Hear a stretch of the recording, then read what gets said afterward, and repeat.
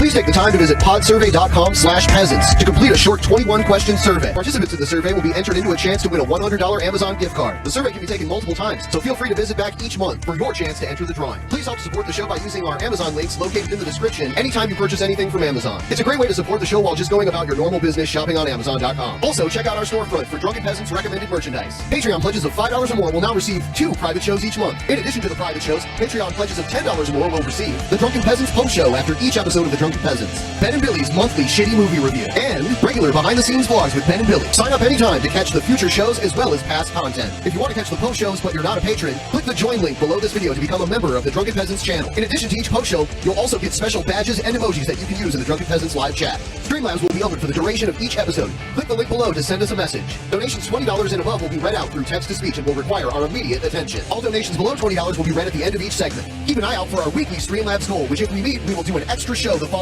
week. If you find any content you'd like to see us cover on the show, send it to drunkenpeasantsinbox@gmail.com. All submissions will be reviewed for possible usage in a future episode. Click the Discord link in our description to join the Drunken Peasants Discord. Interact with other Drunken Peasants fans in text and voice chat, as well as the peasants themselves. Visit the Google Play Store and download the Drunken Peasants app to catch the audio version of the show while you're on the road. In addition to the app, the audio-only version of the show is also available through iTunes, Stitcher, Spotify, SoundCloud, and other audio platforms. That's all we have for now. Enjoy the show.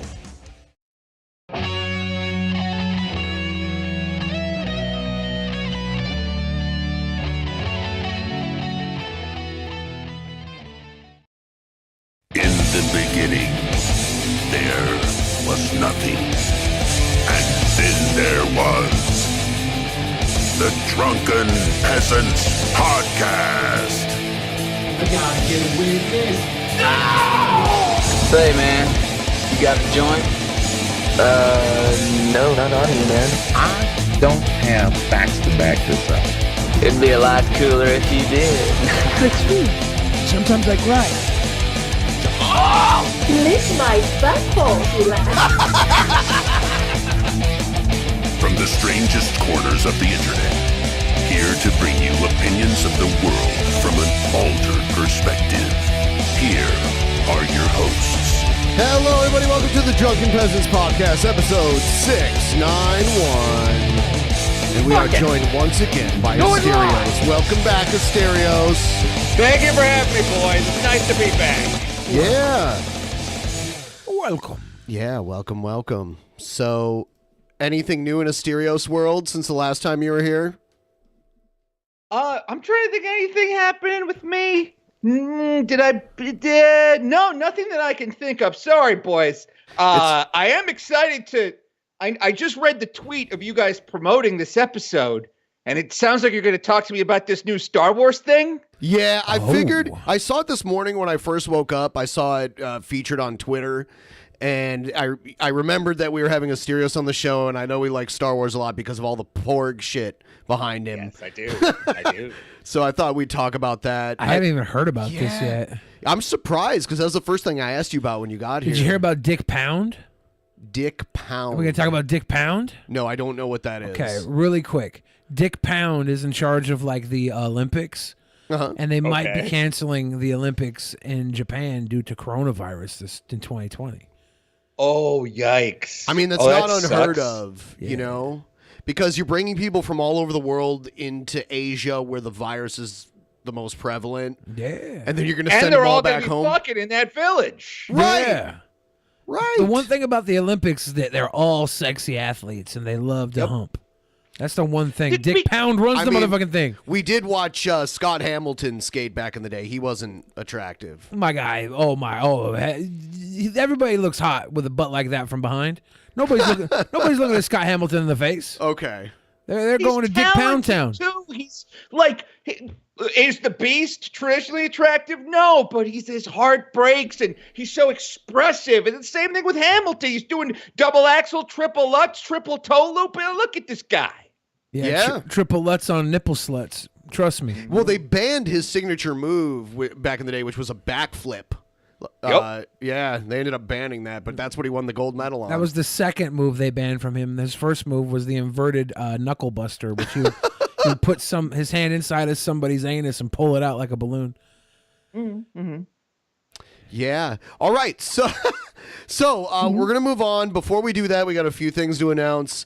Tonight, after this show, immediately following this show, for all of our patrons and subscribe stars, $10 or above, we will be doing a live movie review. It's done through Skype. I don't believe you need a Skype account or even the app. There will be a link. It's already out there. It's already posted on Subscribestar and for Patreon. Patrons $10 or above. The room's already open. There's already people in there. We will be watching a comedy classic and reacting to it. Of course, Asterios is on Talk About Star Wars. Asterios, what do you think of Star Wars, The Clone Wars, and Rebels? May the Force be you, sweet boy. Oh. Well, just to react to that real quickly, first off, thank you for donating, obviously. Second, I just watched my first full episode of Clone Wars the other day. It was the brand new one. I thought it was awesome because it was like an episode starring like 14 clones. So it's one voice actor doing like 14 voices. And like, goddamn, if I didn't care about like all of them, it was like a darker, more violent G.I. Joe. I really enjoyed it. I haven't really seen much of the cartoons though. I'll be honest with you. I'm more the movie guy, but what I have seen, I've liked. So tonight on Patreon /Subscribestar, $10 or above, we will be watching a movie live. You guys will be able to watch it with us and hear our commentary. And it will be uploaded later on for those of you that are $10 above patrons exactly. as well. The room can hold a limit of 50 people, so first come, first serve. I doubt we'll fill it up, but we usually don't in post shows. Right, for $10 plus. Tonight we will be watching, because Billy gets triggered by people saying the N-word, especially white people, we will be watching and reviewing the comedy classic Blazing Saddles, which Billy has never seen. Billy has never seen Blazing Saddles. Yeah, this will be my first time. It's a cowboy movie? It's a comedy western. Have you seen Spaceballs or any Mel Brooks movies? Yeah, I've seen Spaceballs. Okay, all right. So you at least get the genre then. Spaceballs is like Star Wars. Yes. Yeah. He does comedy parody films. Yeah. Yes. So tune into that tonight if you're watching live and you're a $10 patron or more. Catch that after the show. Immediately after the show. So Blazing Saddles, it was supposed to be Richard Pryor in the title role. Was that true?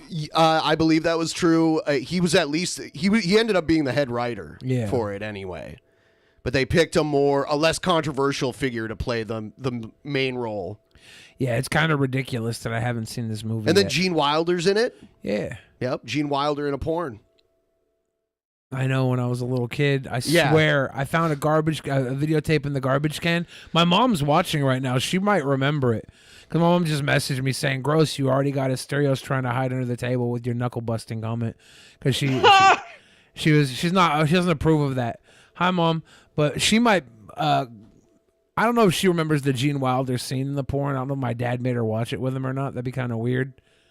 I don't know. I don't know, Mom. Anyway. I don't know. I found that tape in the garbage can. It was like a tape that was someone recorded a bunch of porn onto, and I brought it home, and it was like 6 hours of a collection of like the best porn, including one scene that I swear was Gene Wilder getting a BJ. So he found a porn VHS tape in the dumpster. He showed it to his dad. His dad stole it. Then he stole it back from his dad and took it somewhere. To the teen center. To the teen center, and it got taken away. Yeah, and the teen center took it away. My dad went to the teen center. He was like, son, bitch, where the hell's my porn tape? And they're like, oh, we threw it away. He's like, bullshit, you threw it away. Bullshit, you threw it away. That was the greatest porn tape of all time. One of you son bitches stole it. One of you guys stole my porn. He was pissed. And you were there? Yeah. That's and hilarious. actually, I remember now that I brought my mom into this, she was the one that labeled the porn because it was a blank tape when I found it. Willy Wonka porn tape. My mom wrote garbage can nasties on the... That should have been the title. That's because we found it in the garbage can. She wrote garbage can nasties on it. Let's see what she has to say now. She said, I didn't watch porn. I didn't watch much porn, she said. But she'll remember writing garbage can nasties on it.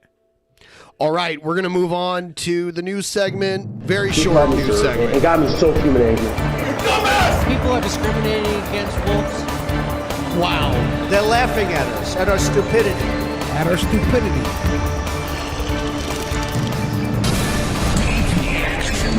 I think the debate's going on right now. I'm just so disinterested. I heard on Twitter that Joe Biden is going ham on the sandwich. From Jeff Holiday said that. He said something about Joe Biden's about to take his chain out and go old school. I don't know what that means.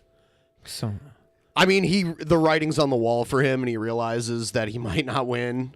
so he's just going hardcore. I think he's going to go for broke. He's going No Country for Old Men. Yes. Damn.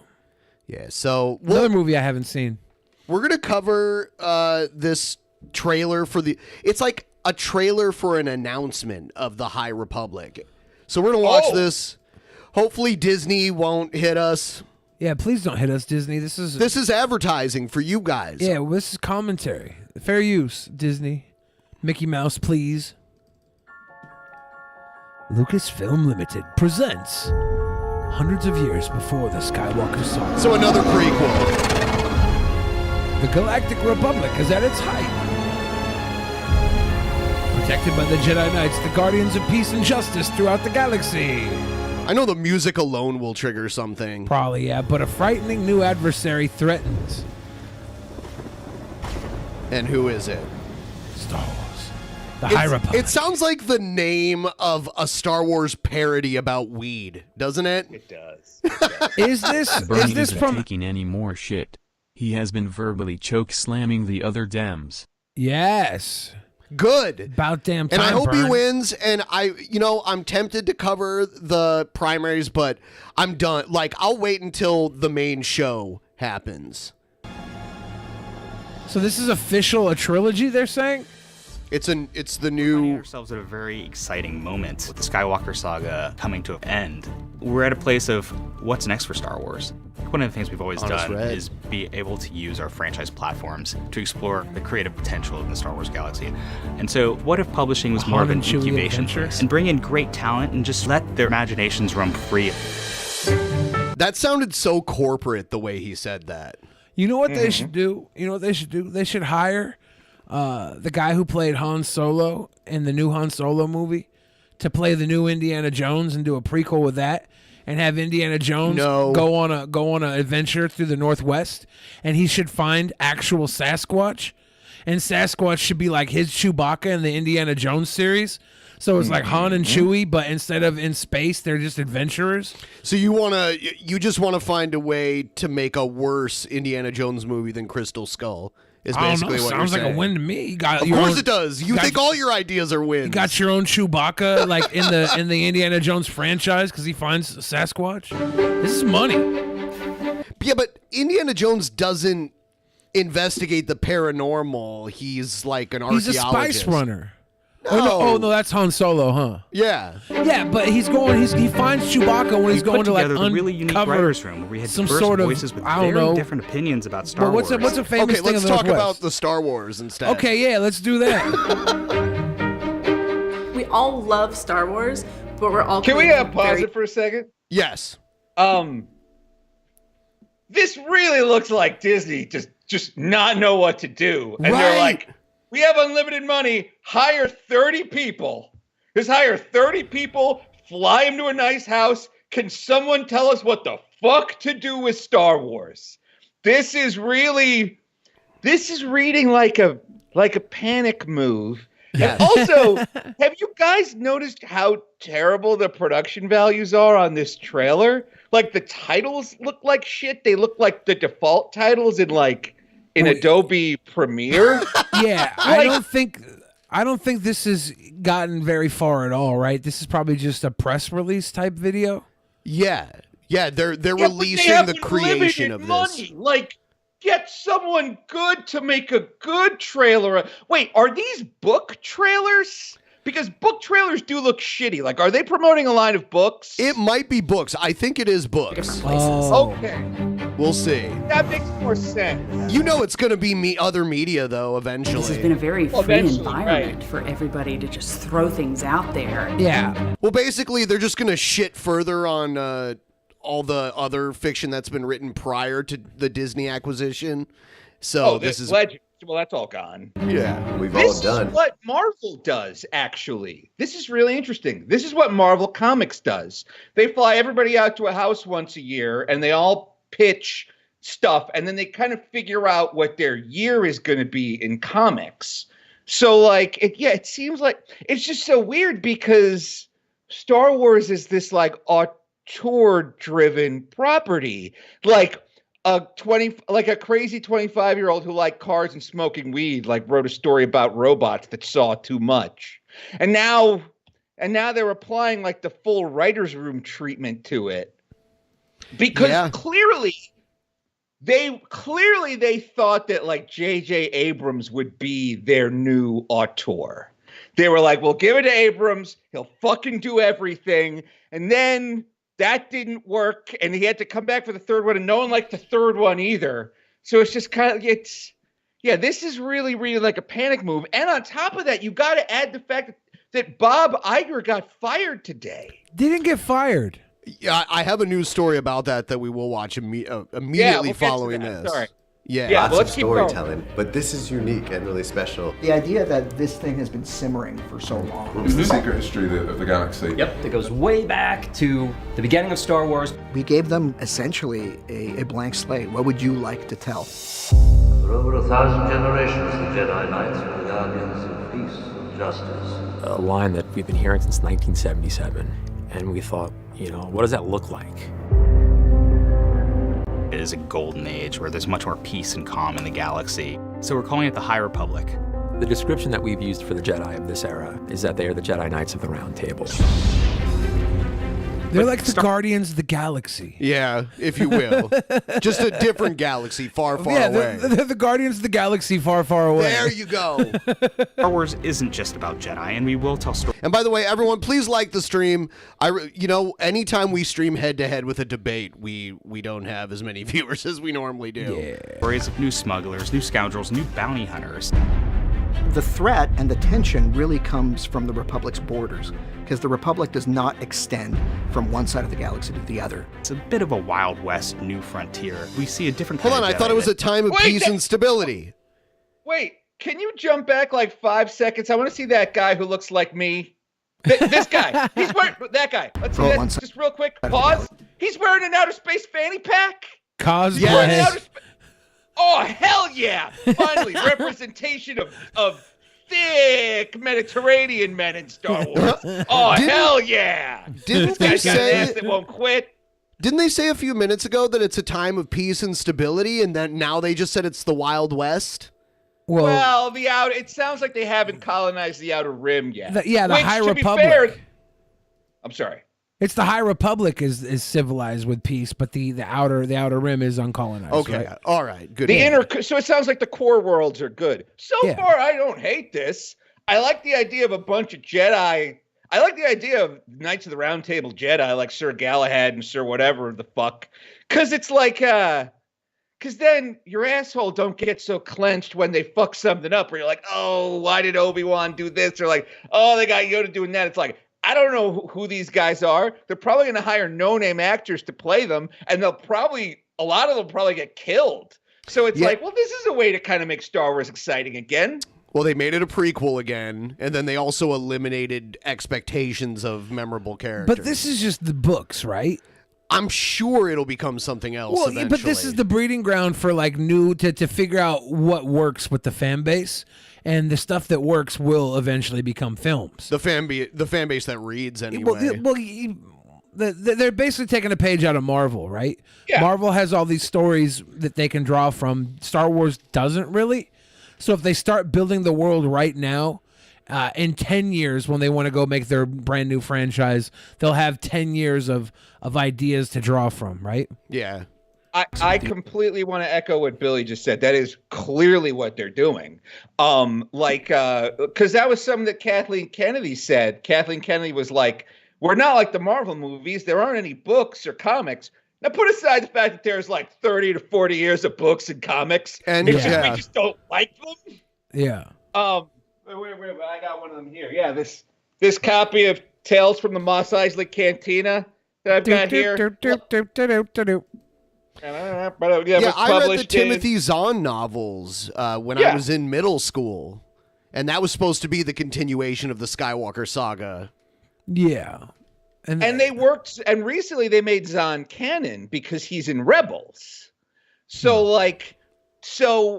but it's kind of clear that like they would rather build their own canon from scratch, which is, again, it's interesting how they are trying to recreate like the Marvel's like unexpected genie in a bottle success. Because the other thing about Marvel is, well, there's like 40 years of shit. They didn't all sit down in the 60s and be like, now Spider-Man will do this and Daredevil will do this. Again, it was like a crazy guy coming up with crazy shit. Well, yeah, there was 40 years of stuff. There was 40 years of stuff, but there's probably maybe like a real good small, like 4 or 5 years worth of actual good stuff when you throw away all the garbage, all the junk. They keep rehashing Dark Phoenix saga. Like how many times do we have to see that? How many times do we have to see the White Queen show up? Come on. No, I totally agree. So yeah, it's interesting. It looks like this is one big acknowledgement that the sequel trilogy sucked. Oh no, I want to keep hearing it. Don't fast forward. Sorry. I want to hear all this. I'm sorry we're over talking it. I just really like talking about Star Wars. I can tell. Because God knows, you guys, every time I'm on this show, you're talking about something that I have no idea what the fuck you're talking about. Some onion man who... we'll get to that eventually. Exactly. It's like, for once I'm on the show and I know what's happening. All right, hit play. Sorry. I don't even remember where I left off. This looks familiar. For the Jedi of this era is that they are the Jedi Knights of the Round Table. But Star Wars isn't just about Jedi, and we will tell stories of new smugglers, new scoundrels, new bounty hunters. The threat and the tension really comes from the Republic's borders, because the Republic does not extend from one side of the galaxy to the other. It's a bit of a Wild West new frontier. We see a different kind of Jedi that patrols the frontiers and is more of a Texas Ranger. We're now bringing in concept artists, illustrators, and visualists, the same way that you would when you're making a movie. We even had Ian McKay come down and just do sketch after sketch for us. When you have the guy who designed the look for Darth Maul sketching Jedi for you, it doesn't get any cooler than this. The scale of this... Yes, I designed Darth Maul, and they threw him away in the very first prequel. He's so cool, right? Why did they kill him off in the first prequel and bring us fucking Count Dooku? Count Dookie? Count Dookie. Yeah. I like Count Dooku, though. Terrible name. Christopher Lee is good as anything, right? Like, he's never been bad at anything. But it's like, Count Dooku, it's just... It's Christopher Lee. Like, you can get Christopher Lee good, but we had damn Darth Maul. That's Star Wars. That's cool. We don't need a fucking... He's alive. He was in Solo. He's got a spider body now. Well, yeah, he's alive. back. He's back now. We know he's back now, but like he was in the trilogy, then boom, he's gone in the very beginning. I would say Darth Maul was the one thing that even the people that hated the prequels thought looked cool. Yeah. Yep. You're right. They thought his lightsaber was cool. He was played by like one of the most badass martial artists of the time that was in film. He was in X-Men Stomp too, I think. Stomp? Yeah. You know the that dance movie? Yeah. Well, it was like a stage production, and it's like a bunch of acrobatics and percussion. He played Toad in the first X-Men film. He's Ray Park. Yeah. Yeah, Ray Park. Yeah. Yeah, he's really... I was thinking about the guy who voices him, who's that British comedian whose name I forget. Oh. He's one of the guys. I think he's the guy from Look Around You. But anyway, keep going. Sorry. Initiative is really new for us. We're going to have stories for adults and teens and kids. We're building this out simultaneously across multiple There we go. publishers. Pause here. Let's It take a gives look us at this. The ability to tell. Can you go back? I want to see they call this in advertising, they call this the logo garden. Oh, vast interconnected. What is it? Go back. Those logos? 2 seconds. Sorry. Yeah. This is called the logo garden in advertising. Okay. IDW is here. Doesn't IDW, don't they make comics? Well, Wait, yeah. hold on. Let me look some of this shit up. Did IDW get bought out by Marvel? This is what I'm thinking. Like, yeah, IDW Or by is a Disney, comic maybe? publisher, and Marvel's publishing the Star Wars comics now. let's see, Viz Media, so they're going to be making anime. B&M Books, Titan Magazines. Del Rey is like a classic sci-fi publisher. Let me see who the fuck owns IDW. IDW owns Top Shelf. This is really interesting because that could also be Marvel saying, we also don't know what to do with our comics. Hey, IDW, fuck around with the license for a while, and if we like anything you do, we'll turn it into a movie. That's very interesting. Like, it's another creative surrender. You know what I mean? If that's in fact what they're doing. They might have a deal for some stories where Marvel will have like maybe the more main character-driven stories. I don't know. It's just strange because these are all publishing companies, right? Disney, Lucasfilm Press. I recognize Del Rey as a book publisher. They're all going to publish maybe different variations of the books. The stories might span more than just Marvel. I think that's pretty smart because, again, what they are clearly trying to do is make a bunch of shit fast and then hope we like some of it so they can shit it into movie theaters as fast as possible. Yeah. I mean, how much did they pay for it again? How much did... $4 billion. Yeah, so they got to make... Have they already made that return? I'm sure they've made that money. I mean, I'm sure they've made that money back with international. But then again, they spend a lot of money to make and promote these movies. I think a lot. Yeah, this is interesting. You know what I mean? Like, they're kind of doing what the Rebellion did, where it's like, hey, let's all get in a room and figure out what the fuck to do about the Death Star. Only the Death Star in this case is like utter fan disinterest. Is all of us just being like, oh God, we hate Disney, we hate Star Wars now. You made us hate Star Wars. How could you do this? This is very interesting. Publishers. It gives us the ability to tell vast interconnected stories across multiple years. Okay. There will be a core group of heroes that will expand over time. There'll be villains. Our main villain are the group called the Nile. We kind of like to refer to them as space Vikings. Their motto is, you can't take it with you, but we can take it from you. That's cool. I like that. Our story can't take it with you, but we can take it from you. They will kill and loot. It wouldn't be Star Wars without adventure. And there's definitely a series of events that will spin the galaxy into a dangerous new direction, and it'll give the opportunity for heroes to rise up.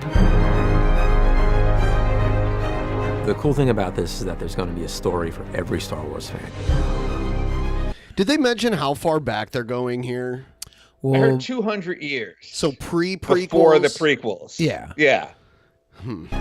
It's really fun to be able to keep readers on their toes. This era is ripe for storytelling. The eureka moment was the question, what scares the Jedi? And that made us all go, ooh, something wicked this way comes. It's Space Cthulhu. Space Cthulhu.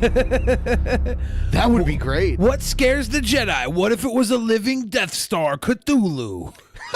Dude, it would be crazy if it was a living space station. That is a great idea because that's what Galactus is. Galactus is the Death Star but alive. Yeah. Which is much scarier because it's like, imagine if you had to like reason with the Death Star, or if the Death Star landed on your planet and was like, I'm hungry, you're fucked. Yeah. That's actually a great idea, Billy. Well, I'm accidentally a genius. You know that, right? So here's the news story about Disney's CEO. And when Billy got here, I said that he had gotten fired, but Billy told me he didn't get fired, and then Asterios came on here and said he did get fired. So yeah, who knows? Because I could be completely wrong. I have no idea. When I read into it, I read that he didn't get fired. Bob Iger's stepping down because he wants to be in charge of the. He's taking a lower role than CEO so that he can be in charge of more of creative processes and not running the entire company. He's going to focus on the creative side of things. And the guy that's in charge of the theme parks and stuff is taking over as the overall CEO. Yeah. That's what I heard. Is I'm that not true? sure. I guess we'll see. Here it is. I apologize. This is a big corporate story that's just breaking into Fox Business Alert, guys, and I'll get you guys to react to this on the fly if you'd like. Bob Iger has just announced at the Walt Disney Company that he'll be stepping down as the chief executive officer. Bob Chapek, Chapek, named as the chief executive officer at Disney. Iger will stay on, assuming a role of executive chairman through the year 2021. That's an after-hours quote, up 0.25% on Disney. So in the middle of everything else, we have one of the best-known corporate executives in America stepping down, and a change at the top at the Walt Disney Company is coming up. Sorry to interrupt you, Liz. We get Gary should maybe huge. Jump in on this as well. Quick reaction to that and what we've seen in the market today. What do you think? Like the guy that's taking over, Bob Chapek, he's going to be answering to Bob Iger until 2021, from what I read. So he's not really in charge. He's taking over that role from Bob, so Bob can apparently just be a creative boy. Bob Iger, Bob Chapek. Do they just have Bob on the fucking door, so they have to bring a Bob in? Is that the deal? I think, Gary. Well, what I'm reading here is that I'm on CNBC.com. Apparently, this announcement came 22 months before he was expected to retire. According to CNBC, the succession plan had been in place for a while. Iger said that 2021 would be the time for him to finally step down. He's been CEO of Disney since 2005. He's pushed back his retirement several times in recent years, and Tuesday's succession announcement came as a surprise. When I say fired, obviously he's not fired. Like, I guess what I mean more than that is the fact that this news came as a surprise means that, like, something is up. That, like, because when you step down, you want to do it in like a calm fashion. I assume towards the end of the year, like when your annual reporting is up, and you want to say, like, but don't worry, we've got this guy who's going to be there. The fact that this was like sudden and surprising is what tells me that, like, But this is how unsudden all of this is. He's stepping down into a role that he will assume control over this guy's operations as CEO. The guy will answer to him until 2021, December 31st, 2021. So this 22-month advance ahead of his projected retirement, he's still going to be working and answering to the guy that's taking his job. Or the guy that's taking his job will be answering to him. He's basically just getting the guy into the role now and having a 2-year process from when his actual retirement was coming to ease him into the process. Like it's so not out of nowhere that it's early on, and it's allowing the guy basically 22 months to assume the role he's taking on. The way it all seems like a big long process to get the guy set up where he needs to be, so when Bob was going to retire, this guy will already have 2 years experience, and having Bob on board to give him all the direction he wants, all the Iger direction he can get, is what it seems like.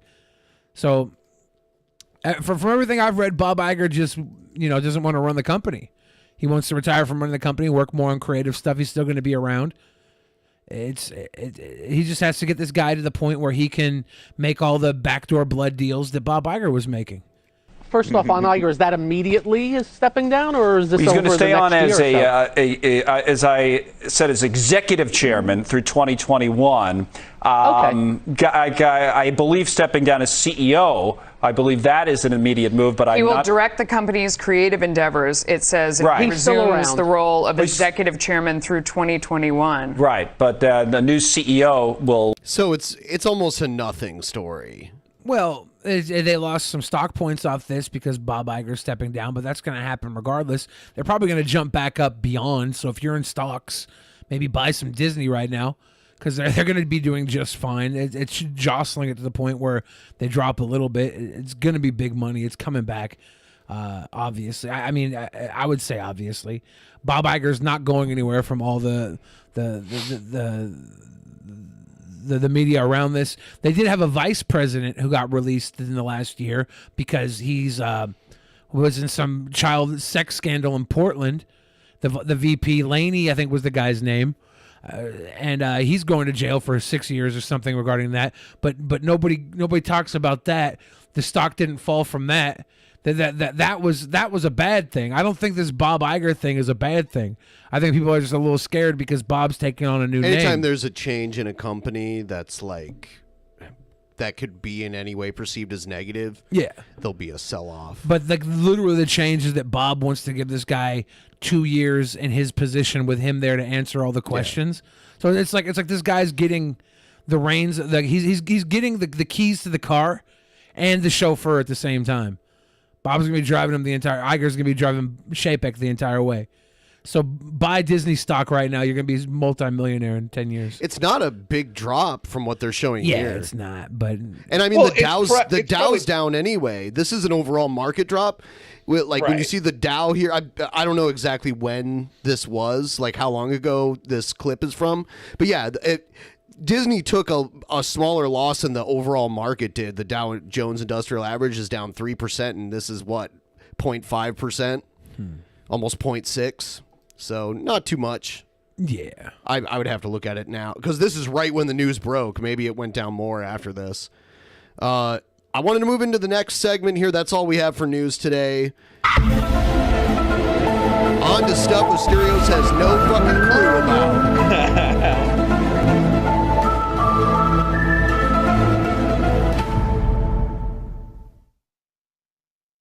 Yeah. And by the way, I don't I double checked. I was wrong about the stomp thing. I thought he did fight choreography and like theater at one point. But I looked it up and he does. Ray Park didn't do stomp. Yeah. No. I thought it was like he used like it because there's like stuff that they do in that looks like fight choreography. So I thought it was that, but I was wrong. Here's one of our dude, you're gonna love this video. Oh God. You're absolutely gonna love this video. Because as you know, our buddies, Revelation News and his woman, Shani, have ventured into the porn market these days.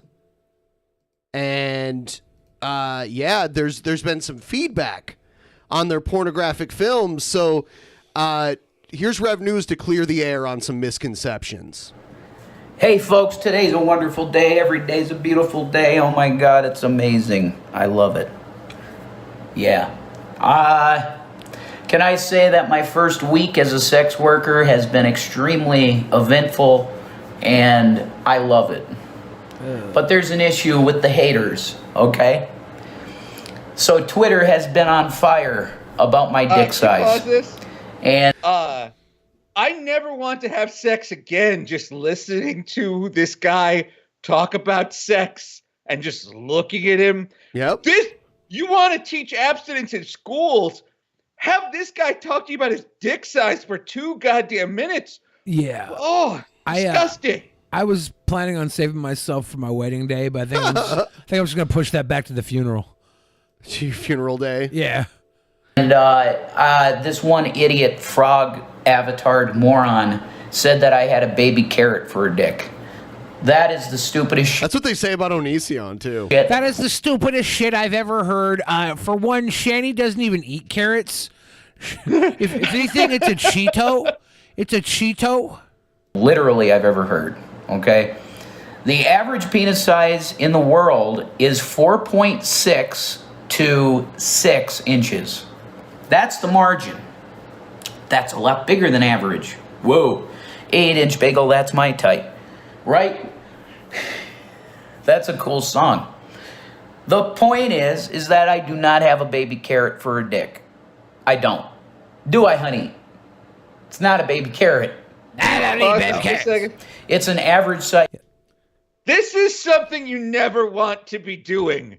Ladies and gentlemen, pay attention. If you're ever speaking into a webcam and defending the size of your penis, stop. This guy's trying to facts and reason and logic his way to me thinking he's got. The more he talks about how big his penis is, the more I assume his penis looks like a baby carrot. Exactly. You know what I mean, boys? Yes. I'm Eastern European, and they tend to have average dick size.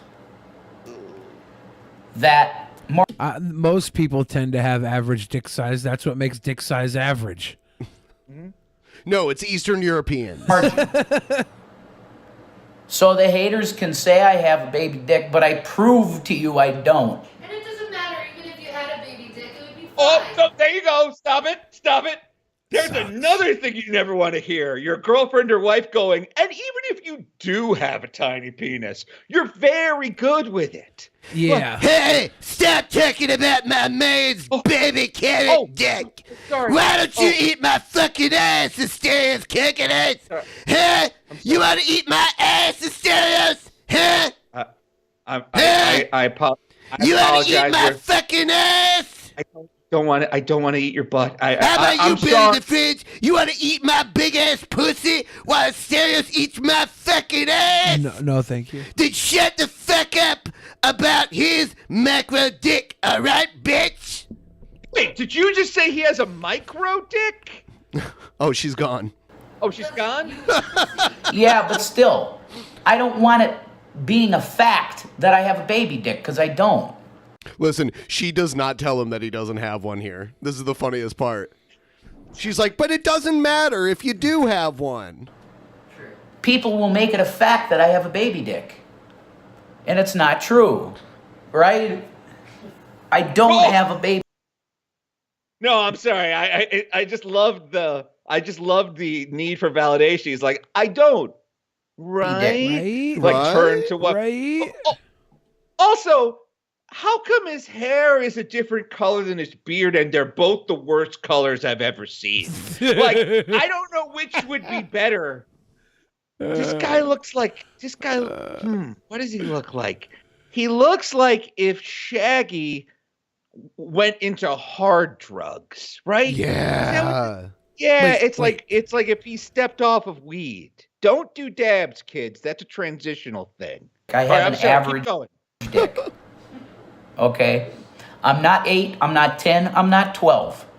I'm about 5 3/4. 5 3/4 inches. No, those 3/4 are the most important. 3/4 is this, by the way. An inch is from your thumb knuckle to the tip of your thumb. He's trying to take a whole thumbnail and jam it in your face. And say, no, there's also 3/4 in there. No. You never want to be on camera saying, I have an average-sized penis. Let the facts state that my penis is perfectly average-sized. Like, just, don't. That's a good Kennedy right there. 3/4. Thank you very much. 3/4 is 75 cents. And if you're going to be referring to your penis in 3/4, it should be spending that 75 cents in the vending machine in the bar bathroom to go take French one of those. tickler. Yeah, a little French tickler or a little condominium. Take home when you got big old Shanny for Christ brought at the end of the bar. It's 3 a.m. You're not caring what she looks like because you're tired of going home alone. You go in there, you spend them 3/4 on a damn condom or something out of that vending machine. That's it. You don't use that for dick size. Round up. That's why I do 6'3". Measurement I always get either that or 6. So I'm on the high. Hold on, did he say he either gets a measurement of 4.5 or 6? I thought he said 5 3/4 or 6. Spectrum of average. If you're picking over a 1/4 inch, you're doing it wrong. If anything, I'm going rounding down. If I'm 5 3/4, I'm just gonna say it's 5 inches. Because then when she sees there's extra 3/4, there's like, hey, you don't say 3/4. Sorry. No guy's like, hey, I'm 8 3/4 inches. Fuck no. No, you don't say I'm like 36 and 7 months. It's like these micro measurements are for babies or your baby carrot-sized penis. Yeah. The other thing we have to remember though is that he's parking this ideally average-sized car in a jumbo-sized garage. Oh. This is all bad. This is all bad. All right, keep going. Sorry. It's like feeding a Tic Tac to a whale. Well, no, that's not fair. That's not fair to say. It's like throwing a hot dog down a hallway. It's not fair to say. Because here's one thing you kind of forget about bigger ladies is their fat pushes everything in. Oh, I'm sorry I even made that joke. Like her big old thighs and her chunking donkey tum and her bumblelease underneath is going to make everything down there a little more constricted. There's less room for open spaces. It might look like an airplane hangar on the outside, but inside it's a fucking thimble. It's a vapor lock stink chamber. I stand corrected. And my wife said a very intelligent quote on Twitter. Here's her quote. Not verbatim, but pretty close. That's not. You guys are watching too much porn. Are you selling pornography? Yeah, exactly. Starts off, glad to be a sex worker in the beginning of the sentence, and it goes off to, you guys are watching too much porn. Too much big dick porn. And here's why he's right. Because if you're watching Shanny for Christ porn, you've officially hit the too much porn category. If you've ran out of other porn that you want to buy, Shanny for Christ, you've watched too much porn. Big dick guys, 10, 12, 11, that's what they like in a porn, sure. Because women are like, oh, wow, yeah, I'm going to masturbate to that, you know? And gay guys, definitely. Right? I mean, they make all kinds of porn for anything, but yes, the majority of heterosexual porn will have big dick and gay porn have big dick dudes in it. But then there's small dick porn out there too. There's all kinds of weird shit. It's out there. The only porn I've ever watched came out of a garbage can when I was 12. And you lost that. Yeah. I don't have that. No. And I would never claim to. Because that's just stupid. You're lying to yourself, okay? But I do not have a carrot. I don't have a baby carrot. All right? I don't. This is like the video This is like a guy saying, I'm not mad online. Well, I'm not mad online. I haven't been owned. There's a video where his wife throws her bra on his head, and he says it smells like cat pee. Yeah. And then like an hour later, he made a video being like, you know what? I don't know why I said cat pee, guys. Yeah. It wasn't like, it didn't smell like cat pee. It smelled musky. Didn't he say like musky or something? Yeah. Look, guys, I don't have a baby carrot, okay? But I would say sticking it inside of my wife is like dipping a baby carrot into Hidden Valley Ranch. That's soaked in cat pee. It's soaked in cat pee. Some expired Hidden Valley Ranch. So to the haters, you Not can a keep very saying, well hidden valley, and it sounds gigantic. It's like dipping a baby carrot in humongous Valley Ranch. Yeah, in a shitting Valley Ranch. but now they're going to come to this video and say, shameless plug. If you want to see my dick pic, go to onlyfans.com. Okay. And Shanny, the number 4 Christ, is the account. Okay. It's hilarious. The name of their account is Shanny for Christ. So it's good old-fashioned Christian pornography. What if you were Christian and you were like, I'm going to try a porn, and you found the first porn with Shanny for Christ in it, and you're like, I no longer believe there is a God. Right. Right away. How do you spell Shanny? How do you spell Shanny? Shanny for Christ. Okay. Look, oh my God. I'm looking. I can't believe you're going to this. It should be changed. I think since it's porn, we shouldn't have Jesus. He's looking at it. Oh God. Asterios' eyes just like folded back into his head. Oh no. He's bracing the wall. Oh no. Oh no! Here's a video they made together, and it cuts off abruptly for some reason. I'm smelling a smell now. The cat pee? I'm not kidding. Just like you can't have Christ in the name of your OnlyFans account. They should change the account name to Shanny Forklift. Forklift? Yeah, because you need a forklift to raise those barrels. They can hire another. Sorry. They can hire another BBW to do films with them. She can be Felicity Facility. Felicity Facility. Yeah. Oh man. Yeah. This is the worst porn ever. We're writing the worst porn ever. Yeah, and Rev just gets fucking like smushed between them, like sandwiched in between them. Shanny looks like she's like a couple inches taller than Rev too. Yeah. Yeah. So Shanny is a you know how I know Rev doesn't have a baby dick? You know how I know he doesn't have a baby carrot dick? Because he's with Shani, for Christ. And he can reach? It wouldn't work, man. It wouldn't work. It wouldn't work. I think. Unless he just puts it in her belly button. Alicia just said, Shani has been showing up in Shabisky's streams a lot lately. Yeah, that's because I was making a joke about him wanting to bang her a while back. Ayo. And she like picked it up and ran with it. Shabisky, for Christ. I mean, she thought I was you one time when I was in the chat and she started flirting. So yeah, it's she's got a libido that can't be satisfied. I feel bad. I take it back, Shani. You'll give her a little. I think I owe it to her. You think Rev's cool with that? It's probably the He only probably thing, is. Probably the only thing that helps him get through the day with that baby carrot. Do you think watching other guys do the deed with his baby mama? Yeah. Will you let him at least like give you a cup while you're No. He's got to stay in the corner. I'm gonna set up a cuck tent in the corner.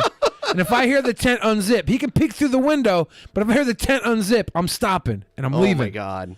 You leave that tent zipped up. So they made this here. All right. And they show us their snacks. Okay. Switch this. Hi. So, it looks like the drama channels are gonna have to go away. This is the same video Brett Keane has made for the last decade. Your drama channels gotta go away. I make good wholesome content. Good wholesome content. That's what she's saying. Content? It's like there's you are a drama channel that pretends not to be one. Oh. All of the videos out there of you saying racist shit and you provoking drama, like G-Man. Like G-Man's no saint, but you called him the N-word and then made a video about defending why it's okay for you to call him that. Is the N-word no saint? Yes, exactly. Okay. We'd hate for all this drama to get in the way of the pornography we're creating and publishing online. Oh, Goodness. no. Okay, so Google is about to update its terms and services right now. Terms of service, not terms and services. Terms and service. What services are they providing? Turned my cervix inside out. To help people from harassment and bullying.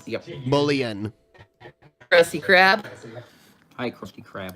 So this is what Google's doing because right now they're sick of the bullying and sick of the drama channels disrupting people's content because YouTube is a business too and they want people to put out content the way they want to put out content. And the thing is with these drama channels is they completely disrupt content making. No, they don't. If anything, they draw more attention to your content because nobody watches your shit. And they put the full focus on them so they can get the views. Well, Google's saying no. No. It's such a fallacy to say that the views, a larger channel would get by watching your videos would be views you would otherwise get. I've been to your channel. You know how many views we've stolen from Shani over the years? None, because nobody here would unironically watch. I don't know, man. No. The only problem is that they got it from us before Shani. Otherwise, they would have found her page. They would have watched her content. Go to this now. So they're updating their terms and services, and it says many of our services allow you to interact with others. And this is Google, so this means YouTube is involved in this too. This is the big one. It says we want to maintain a respectful environment for everyone, which means you must follow these basic rules. She looks like Slimer. Can we just put that?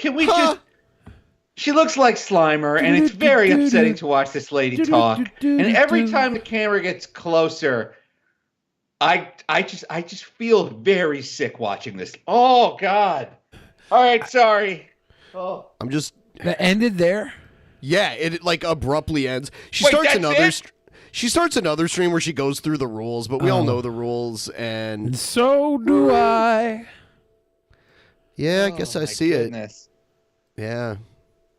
Everyone's like a fucking expert now too. Everyone's like, oh, this content creation should be like this. Oh, politics this. Oh, that. Oh, business this. So, Just like, do you subscribe to the OnlyFans, Asterios? Is that how you found out she was a Slimer and not a squirter? Oh my God. Oh!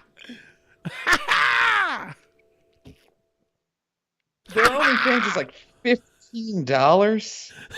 Don't Which do is it. $16 too many, by the way. I hate this so much. All right, so when did they decide to move into porn? How many porns have they made? So how are the porns selling? Like, can you catch me up on this? It's so weird because they started out as like Christian conservative content creators, and then and they ended up, starting a relationship with each other through meeting each other through the internet.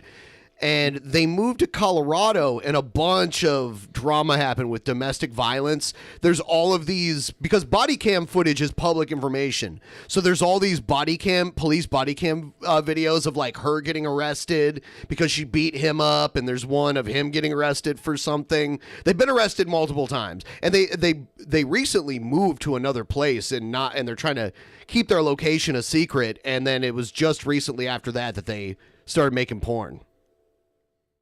Right, the last time I was on, or maybe I was just watching one of your episodes the other night where this guy, I forgot it was this guy, where this guy was like, "You'll never find us. We're not in Colorado, that's for sure." It's like, well, okay. Yeah. I'm glad you're incentivizing the internet to find you Where's Waldo style. I'm glad you're making this a tantalizing baby carrot for us to hunt for so we can find your stick. And yeah, okay, so their first porno, do their pornos have plots? Do they, can you paint me a picture of one of the pornos they've made? Because I'm assuming you've watched. I actually have a script. I have a script right here on my phone. I downloaded. Interior scene. Gigantic woman walks into Jack in the Box. Frail, lesbian-looking man behind counter asks her for her order. Gigantic woman says, "I want the baby carrot." Man proceeds to whip out tiny orange penis and rub it around her belly button for 4 to 5 seconds before completion. End scene. Weird. Wow, that was written very professionally. I mean, it sounds like it's in proper screenplay format. Love you, digital cyber. Oh, thank you, Mr. Lemur, man. It's nice of you to give to these nice boys. Oh, we love you too, Asterios. Thank you for being here. So, I love you. Thanks for inviting me. I would never voluntarily watch TikTok. I've never downloaded the app. I'm too old. It's a dating app, right?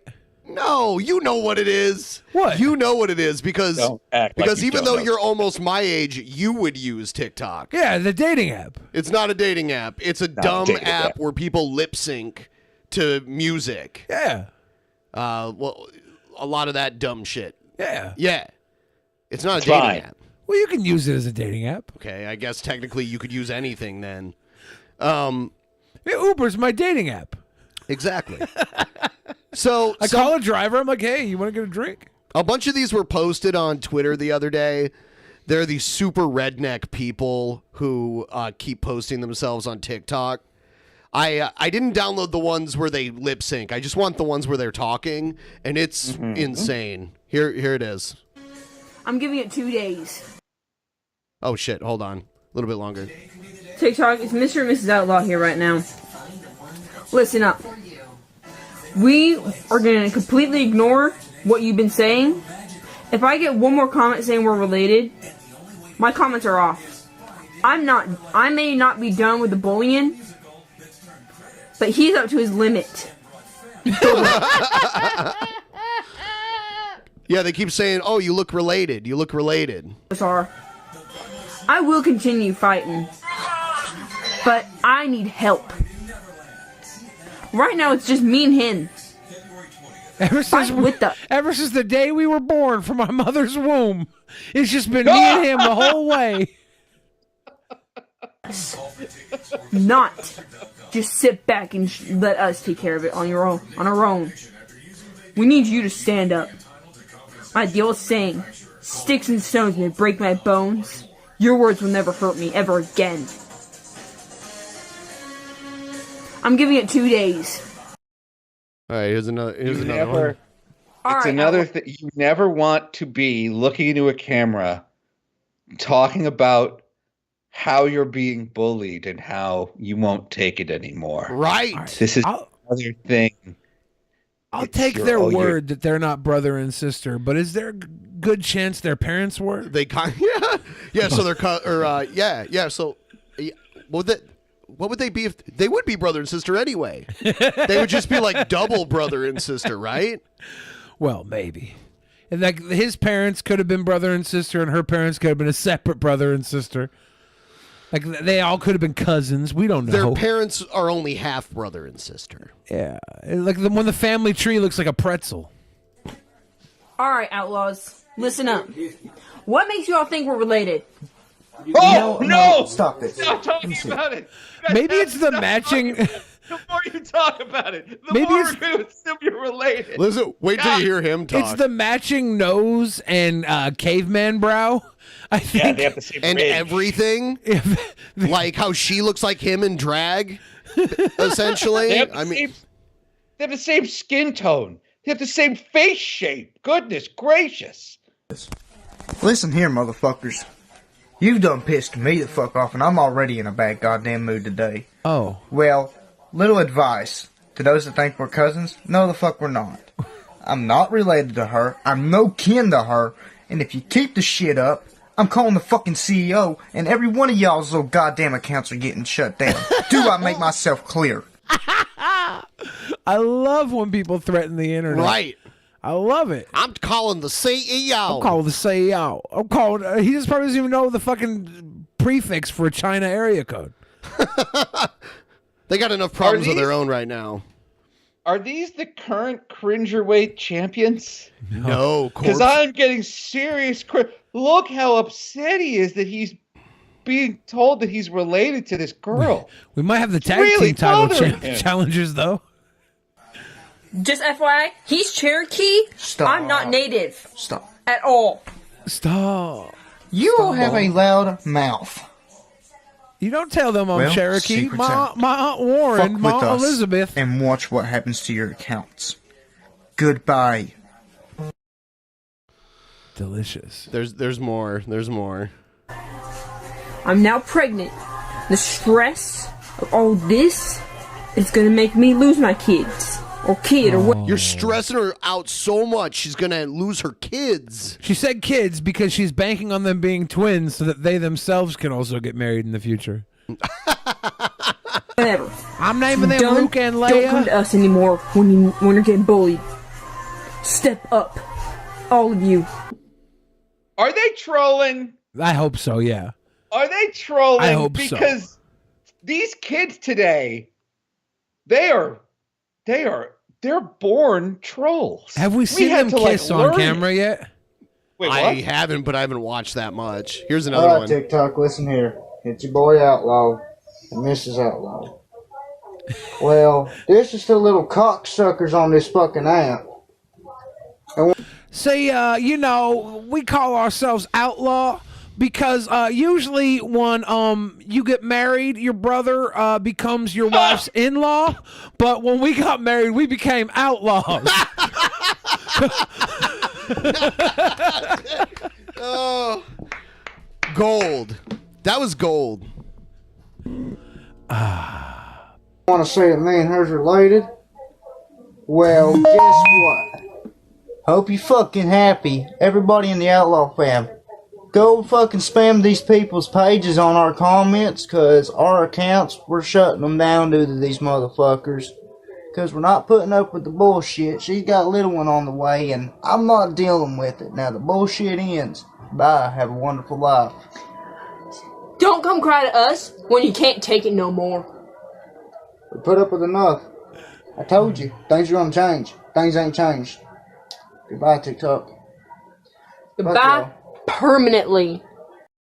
Okay. Okay, now play the video where they immediately come back. Exactly. I don't have it. What? If it exists. You mean they might have What? actually left? This might be There's no real? way. This was a Twitter thread from like 10 days ago. Oh. And I would nothing have was to posted find these after guys. this. Oh, serious? There's videos of them lip syncing a lot of stuff. This is delicious right here. This is the stuff that you make gravy out of. I know when I saw this, I was like, fuck, this is gold. I want to believe that they're acting and that they actually are brother and sister and they're just doing it for the talk, right? They're just doing it for the tick. They're like, let's pretend to be brother or be boyfriend, girlfriend, because we're obviously brother and sister. That'd be funny. In character. Let's go. Yes, exactly. You'll notice how he pulls a cigarette out of a pack of cigarettes and then just holds an unlit cigarette for like a minute. All of Ben, this stuff. you want to if see they are prime example trolling, of it's- Neanderthals? Oh, wait. Dare you to look up Tammy Slaton on YouTube. Look at older vids. Tammy Slaton. Tammy Slaton. Yeah. By the way, guys, if you have any content you want us to watch, it doesn't matter if you think it's good or not. We'll decide. So just send it along. Go join our Discord. There's a whole section just for content, and it's by category. So you can send us whatever you want for any one of our specific categories, and I'll go through. If I need a specific category, I'll go look. And for those of you who are patrons, there's a category that's priority. Anyone who's a patron or a subscribe star or even members of our channel here, you get priority access. It's the first place I check when I'm collecting content for the show that day. So please send it to us that way. There is also drunkenpeasantsinbox at gmail.com. I do check that as well. But the Discord is our main place. And also, we hope that you'll join our Discord anyway, because that's the best way to get alerted when we're about to stream. You know, we have a schedule and we have a calendar that you can check, but that alert goes out about 15 minutes prior to the stream, so it's always good to just You sign see up for the the article Discord. that tried pushing for a love triangle between Sonic, Tails, and Knuckles? I mean, oh my God. I've seen fan fiction about me and various DP co-hosts over the years too. So people will people will put all people into some sort of weird sexual fantasy. And then Ben bought Onision's banana suit off of eBay.com. Here's what we need. We need to turn off the $2 TTS so people can talk for 20 money. You know what? we gotta stop. We gotta stop talking to $2. You know what? I hadn't changed it since the last IRL stream. Yeah, but have you guys reviewed the new Sonic movie yet? I just want to make sure. Sonic, Ben hasn't seen it. I went and saw it 2 times, so I have. I'm two reviews. going to be seeing it again. I can't wait to see it again. You've seen it once? Yeah. What did you think of it? Okay, I mean, my unless first you time- talked about this on the show already, because I My don't want first to. time seeing it, I laughed all the way through. I laughed probably hardest at that movie that I have laughed at anything in recent years. There was a joke between Jim Carrey and James Marsden. There was like Jim Carrey was like talking about being an orphan. If you remember that part of the movie, he was like, I don't remember this. Okay, so yeah, James Marsden's talking about or Jim Carrey said to James Marsden, he's like, I've been doing this since you were drinking formula. And then James Marsden goes, well, I was breastfed. And then Jim Carrey goes, well, throw me being an orphan in my face or something like that. And it was like the timing was so perfect. I laughed so hard at that. I don't think I've laughed that hard in a movie theater for years. It was so funny. And then I went to see the movie a second time with my niece and nephew, and I barely laughed at all the second time around. I laughed all the way through the first time. I was rolling the entire way through the first time. Second time I saw it, I was like, what happened? It was so funny yesterday. It's once the surprise that the movie is pretty good is over, then it's just like a regular ass kids movie. Yeah. But the first time the reason I want to see it again is because I took my girlfriend with me, and we went to one of those super nice movie theaters where they have like cocktail waitresses. Yeah. So she was drunk out of her goddamn mind, and she doesn't remember any of it. And I've spent the past week being like, no, Jim Carrey was really good in this. There was a lot of funny gags with Jim Carrey. It was fun. I really like James Marsden. Yeah. So now she's gonna see it again sober and to see if I'm correct. It was really good. It was. I liked it. Even the second time I watched it, I didn't dislike it. I was just like hoping that some of the jokes would have replay value. It was just really surprising how, like, 15 years of not seeing Jim Carrey do that really makes it funny again when he's just like Ace Ventura again. It was really nice to see his insane performance. It was like seeing an old friend. I think my favorite joke in the movie was also something Jim Carrey said. So Jim Carrey has this assistant named Stone who he's abusing for the whole movie, and he's like, "You're an idiot, or you're a moron, or you're stupid." And then at one point, like, Stone comes in and Jim Carrey like grabs him by the throat and he's like, "What do you want?" And Stone's like, "I brought you those ostrich milk lattes. Don't you want one?" And Jim Carrey goes, "Of course I want one. You make them delicious." And he just grabs and starts drinking. Yeah. I'm like, wow, he's even angry at excellent customer service. I like this. I like this about Jim Carrey. He killed it in that role. I didn't know that Jim Carrey was an orphan, because now him and Sonic are both orphans in that movie, which is interesting. Ooh. I didn't even pick up on that layer. They're kind of like two sides of the same coin, of the same ring. If he wasn't just lying. Everybody, if you're watching right now, please like the stream. It helps get more people in here. Like up the stream. There's a bunch of you in here. If at least half of you do it, that goes a really long way. So if you just hit us with all the likes in the world right now, we're gonna move on. If we can get 200 likes, I will stand up and go take a piss. I mean, that's really close. So all right. So before we do that, Asterios sent me this video from a parade. It's there was a float in a parade. It's the Epstein didn't kill himself parade float.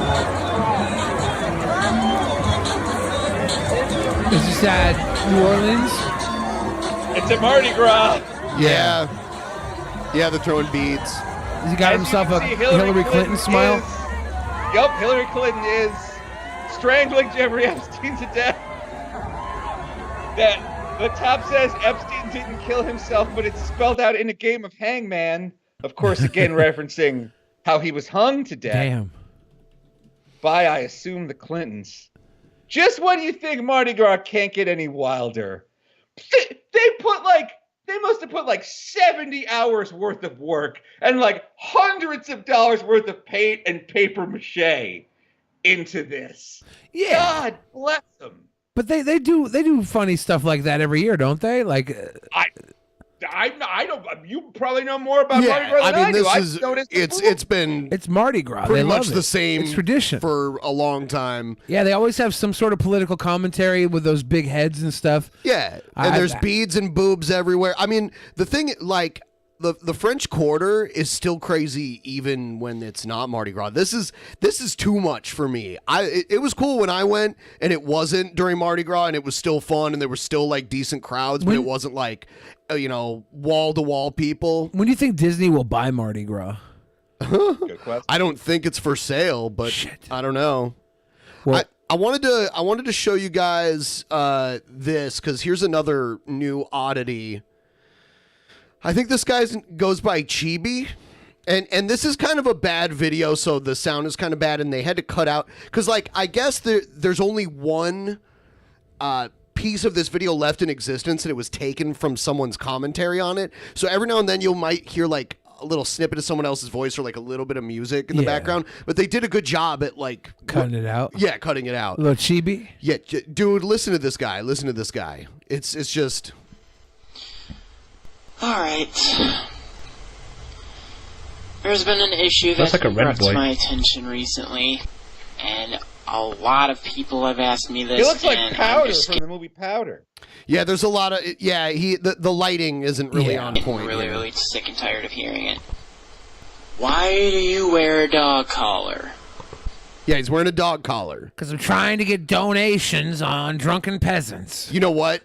That would be a way better explanation. And by the way, when people were sending me stuff like this guy can beat Egghead, I was sent this guy by many people. And actually, this guy, I showed you a little bit of his video during Actual Mania, him and the guy on the couch, and the guy was like, I want you to stop talking, or whatever. Oh, this is him? This is the guy that was annoying the other guy. Okay.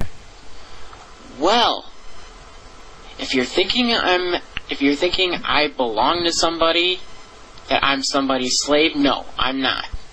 The reason why I wear it is because I like to wear it. That's it. That's not it. And he just reveals in a second here that he lied. I tell you the other reason, the real reason why I like to wear it, but seeing as though you guys are so misunderstanding, I don't know if I could tell you guys. Because the real reason why I wear it transcends... Check this out. The real reason he wears it transcends... The real reason why I wear it transcends all that you might understand. Oh, yeah? Does it transcend truth? You know what? Actually, fuck it. I'm going to tell you guys. And if you guys don't believe me, or if you guys think I'm an idiot, you know what? Just go ahead and push the unsubscribe button. You're so brave. But here's the real reason. Now, pause it. Let's all guess what the real reason is. I know, so I'm disqualifying myself. Yeah. Okay, I'm going to guess that his dog died, and he wears the dog collar to remember the dead dog. Okay. I'm going to guess... Perfectly logical. I'm going to guess it's the exact opposite of what he just told us it wasn't, and that he is somebody's slave. Also, a fairly rational idea, but... Find this pendant right here. My grandfather got it for me a few years ago when we were down in Florida. I've treasured it ever since. So it's a pendant, but it looks like an ID tag from a dog collar, like a little bone, I think. And you could also wear it on just a regular necklace. Right. Like, if you got the pendant, you sought out the collar. Oh, here's the weird part. Here's the weird part. There's about to be a twist here with the whole collar thing, too. It's not a collar. And he'll explain what it actually is. I realized that whenever I took this off, Oh, yeah, he's about to say why he wears it all the time. Oh, is it like that story about the girl with the red collar and her boyfriend always wanted to take it off, and when she finally did, her head fell off? Yes. Or she Mina Harker? Is covering up drag scars? Yeah. This is such a fucked up reason. That whenever I took this off, I felt really faint. And I usually would lose consciousness. This happened every time I took this off. So, that is why I did this. That is why I made it to look like this. This right here is not an actual collar. It is something off of a trench coat. It's one of the straps from a trench coat. That's much worse. Yeah. I think they go up on the shoulders. Arts and craps. So here's the rundown. The pendant, he must wear it. He will pass out and lose consciousness. If he does not wear it, and he got this strap from a trench coat and uses it to wear it like a necklace. And now he's about to explain why. Go ahead, Asterios. What were you saying? I was going to say, he may be trying to sell some kind of blood pressure story where he's like, I get faint, I lose consciousness when I don't wear the strap. Like, I need to be lightly choked at all times. Like, is that maybe that's what he's trying to sell through here? I like your theories that are still painting him as rational in some ways, but that's good. Fine. That's the closest thing that I could find that I can wear. But the real reason why I always have this on and I never take it off is because of that. It's pretty much the source of my power. It's the source of my energy. Oh, God. Oh, I get this, though. There's a reason I never rip my heart or my brain out. Because they're the source of my power. Yeah. And you always eat food. It's the source of your energy. Yeah. Donuts used to be the source of my power, my energy, but now it's like, I don't know, Chipotle. And pizza. Mod pizza. I collect dark energy from the moon. Try to ignore the music. This is from the... So dark energy from the moon. There's a full moon out. It's hard to explain, but that's kind of the way it is. just learn to play the guitar, kid. Like, if you want to be special, just learn to play the guitar. Be the guy that plays guitar at parties. Yep. Most people will find it annoying, but there's a slim chance someone will find it cool. But terribly There's no chance unspecial this is people cool. will think you're special. The special Wait, what? people will, terribly unspecial people will think you're special. Exactly. The special people will still think you're a try-hard tool, but you were never going to impress them anyways. Right. And whenever I get this dark energy, this actually helps retain that energy. Just take an improv class, kid. It's 2020. Like, there's stuff you can do about being uncool. You don't have to create an origin story for yourself. Why do you keep suggesting the most uncool things for him to do? Improv class. Oh my God, improv class is like Fart Sniffers Anonymous. No. Okay, granted. Hold on. Improv What about class is people like who Fart came out Sniffers of like Anonymous. this? What about people who are like in the Second City and stuff? Okay, that's cool. That's cool. That you had to. There's a first step to that, though, right? You don't just get a job at the Second City immediately, right? I'm gonna go apply straight to Second City. I'm going straight to Second City. I think you have to audition, right? I will grant that improv class is not cool. But at the very least, you get to hang out with other weird freaks, and you're all in a room together away from me. And you can all give each other shoulder rubs and do all the weird things that theater kids do. Like, he needs an outlet for his goof juice. Oh, I'm not like, saying he's got anything. all this goof juice, yes? I'm not saying anything you suggested would not help him. It would all help him 100%. Yes. You're giving There we great go. advice. You're giving perfect advice for this guy. I just love how uncool it all is. But it's cool for him. Baby steps. Yeah. Basically, this is like we're talking relative measurements. Totally. It's 100% the right move. You're giving him perfect advice. Yeah, I mean, like, you're not going to tell him to get into motorcycle stunt riding or something like that. You should. Right? Even joining the sci-fi club would be cooler than this. That Joining actually the is 80s cool. club would be cooler than this. is for all the dark energy that is inside me. And whenever this comes off, that flow of dark energy stops, and I completely pass out. Now, call me a liar, call me an idiot, call me a jackass, call me whatever you freaking want to call me. You're a liar, you're an idiot, you're a jackass. You know what? I don't care. This is what I wear, and this is what I keep wearing. And I'm never going to take this off. In his newer videos, he's not wearing it. Was he wearing it in the? He's not. Was he wearing it in that video we watched of him before? No. And I think this was before that. Yeah. I saw a video where a troll calls his house because he's a speed gamer, like a speed runner. So he can finish video games really fast.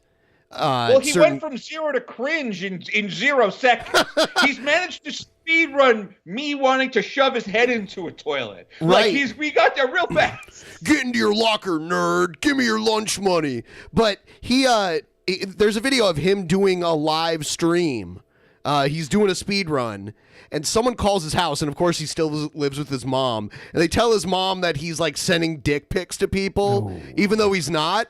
And in the live stream, there's a recording of the call, and then there's a recording of his stream where she comes into his room and she's like, "Have you been sending dick pics on the internet?" And he's like, "No, Mom." It's so hilarious.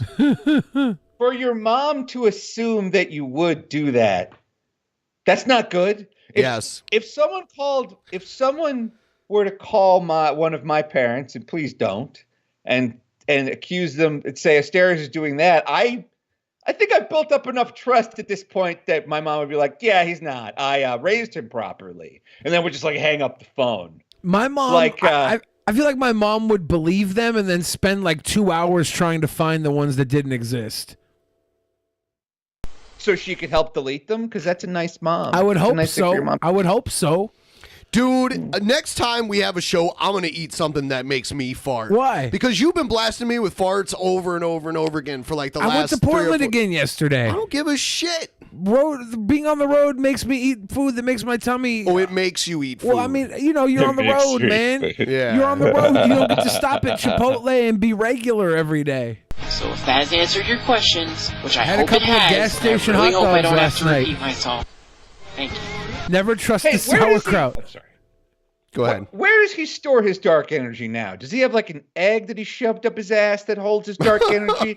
Like, because if he's not wearing the strap, then where's the dark energy that's keeping him awake? Does he address this in his new videos? Because if this is a plot thread that he just dropped, that's not very good storytelling. Jeremy M. No one hang out with Jeremy M. because he doesn't know how to control farts. Apparently, dude, when he goes like that and a fart comes out, he's controlling it, motherfucker. Wait, it's better out than in. He can't not. I don't want to get colon cancer. Right, but it's fucking hilarious that this dude thinks no one can control when they fart or not. Apparently, you have some kind of fart control problem, Jeremy, but I'm not surprised. You live in Michigan and all, right?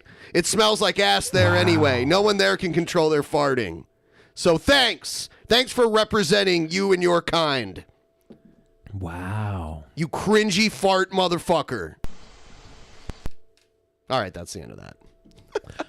We got to 200 likes during that video, so I'm gonna go take a piss like I promised. Go yeah, pee. and I'll be right back too. Wait, no, I'll wait for you to come back and then I'll go. I don't want to leave BENPAI all by himself. That's fine. Leave me here alone. No, I won't do. Okay, so this kid's name is Chibi S. Yeah, it's Why does this video look like it was made in 1992?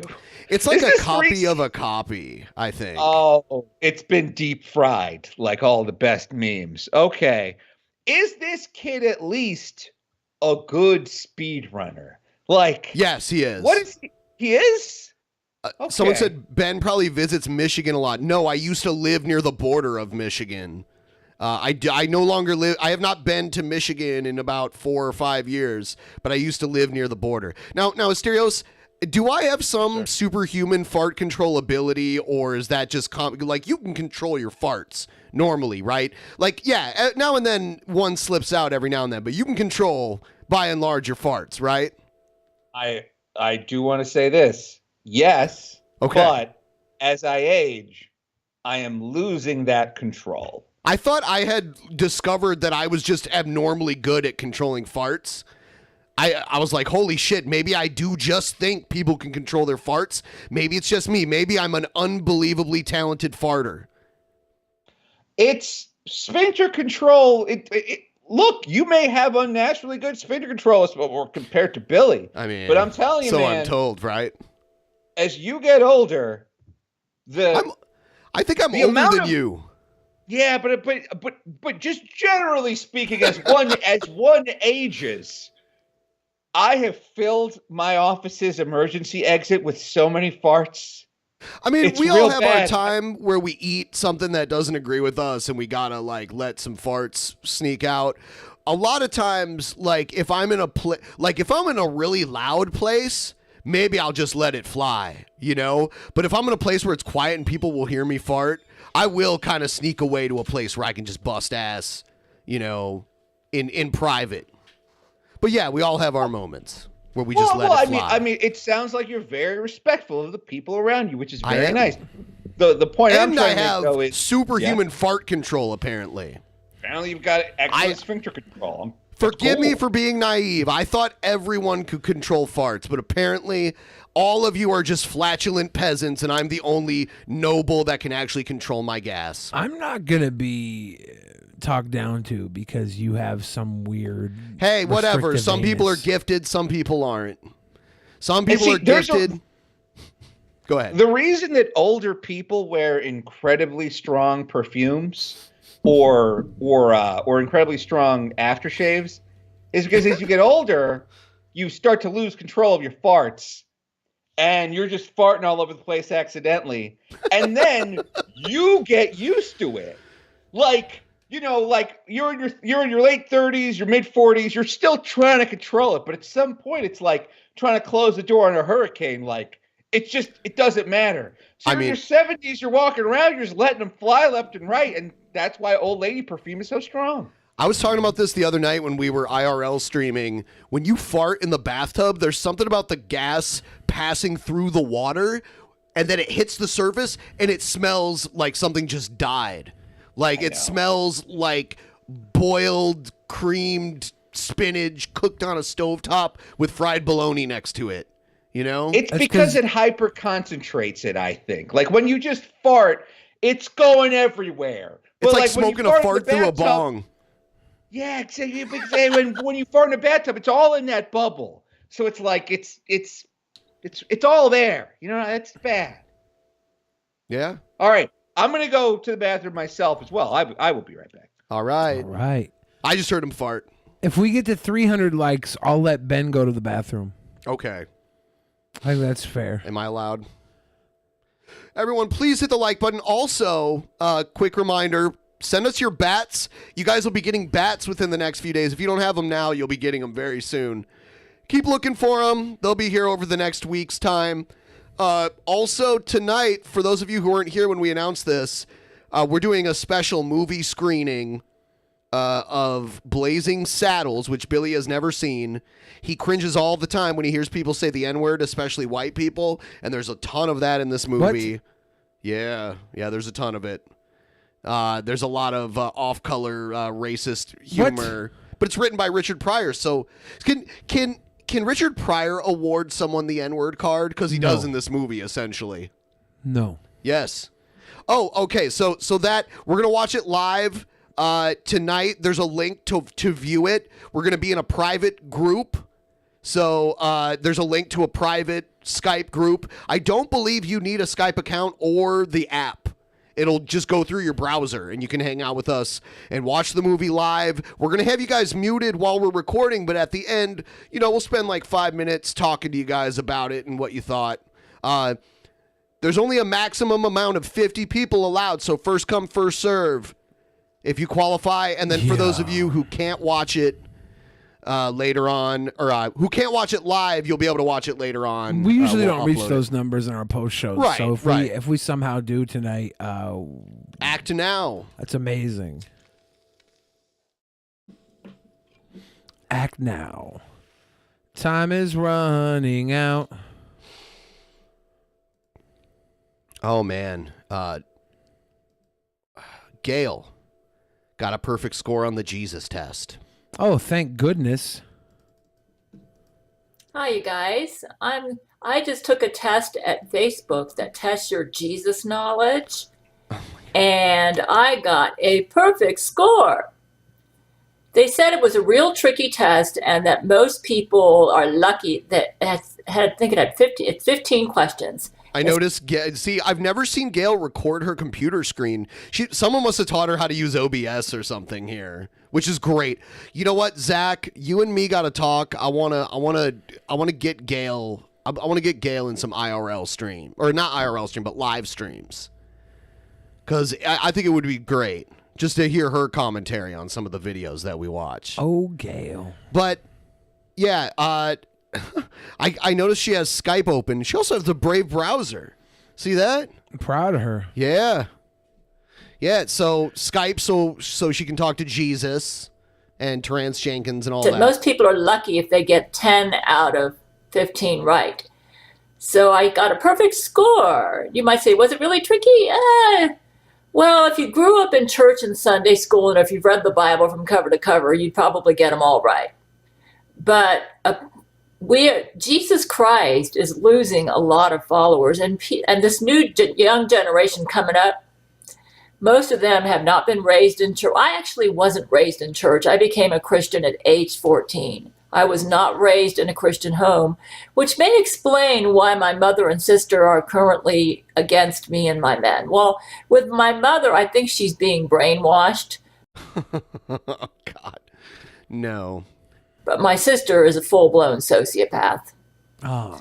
And my sister and I have never been close. When we were growing up, we used to spend the summers at our grandparents' house in Tampa, Florida, for 3 months out of the year on summer vacations, when I was in elementary school, and part of when I was in junior high. They call it middle school now. So I would say up until about my 7th grade year, every summer we would visit my grandparents in Tampa, and I would play games with my sister and do puzzles and stuff. But my sister and I have never really been close.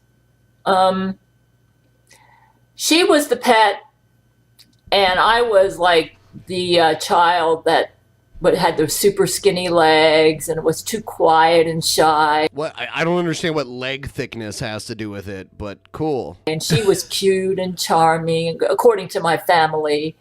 That's the reason my mother called her Sandra D. And I was called Gail Elaine. In fact, my mother even said, your father named you, and he picked a boring name, Gail Elaine.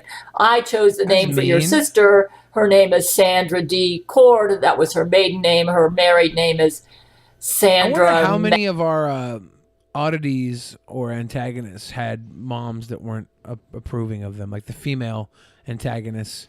They seem to have moms that didn't get along with them. Maybe. That's too bad. I think if you're watching right now and you're a mother, especially if you're that one mother that had is currently carrying with her brother that we watched earlier on TikTok, be kind to your daughters. Mothers, be kind to your daughters.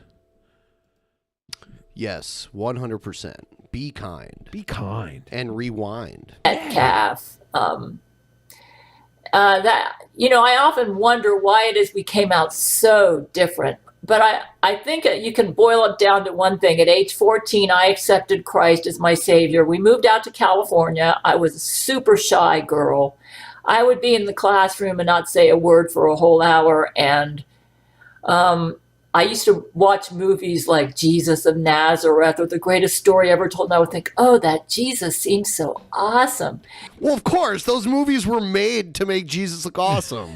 I mean, they're biblical movies from a Christian point of view. And when I stayed with my grandparents, my grandfather used to be a minister, a Swedish Baptist minister, and every now and then I would try to read the Bible because I felt like I was a sinner and I wanted to read the Bible to try to make myself good enough to go to heaven. And he would explain some of the Bible passages to me, but then I'd lose interest. You know, I couldn't get myself to read more than one chapter, and then I just lose interest and close the book, and I didn't understand it. I would read Matthew, all those genealogies, you know, and think, this doesn't make any sense. Shut the book. Let's go let's go watch Dark Shadows. I used to watch this vampire movie, you know, and I was fascinated with it, this Dark Shadows. And my Yeah, they ended up rebooting it with Johnny Depp like 10 years ago. Didn't do well. Yeah. grandpa, he said, why are you watching that thing? He says, that's terrible. You got to remember, he was like a staunch Republican, a conservative, you know, and here I was watching this occult vampire show, but I was just a kid. I wasn't raised in a Christian home. I thought, all right, he doesn't like it, so I quit watching Dark Shadows.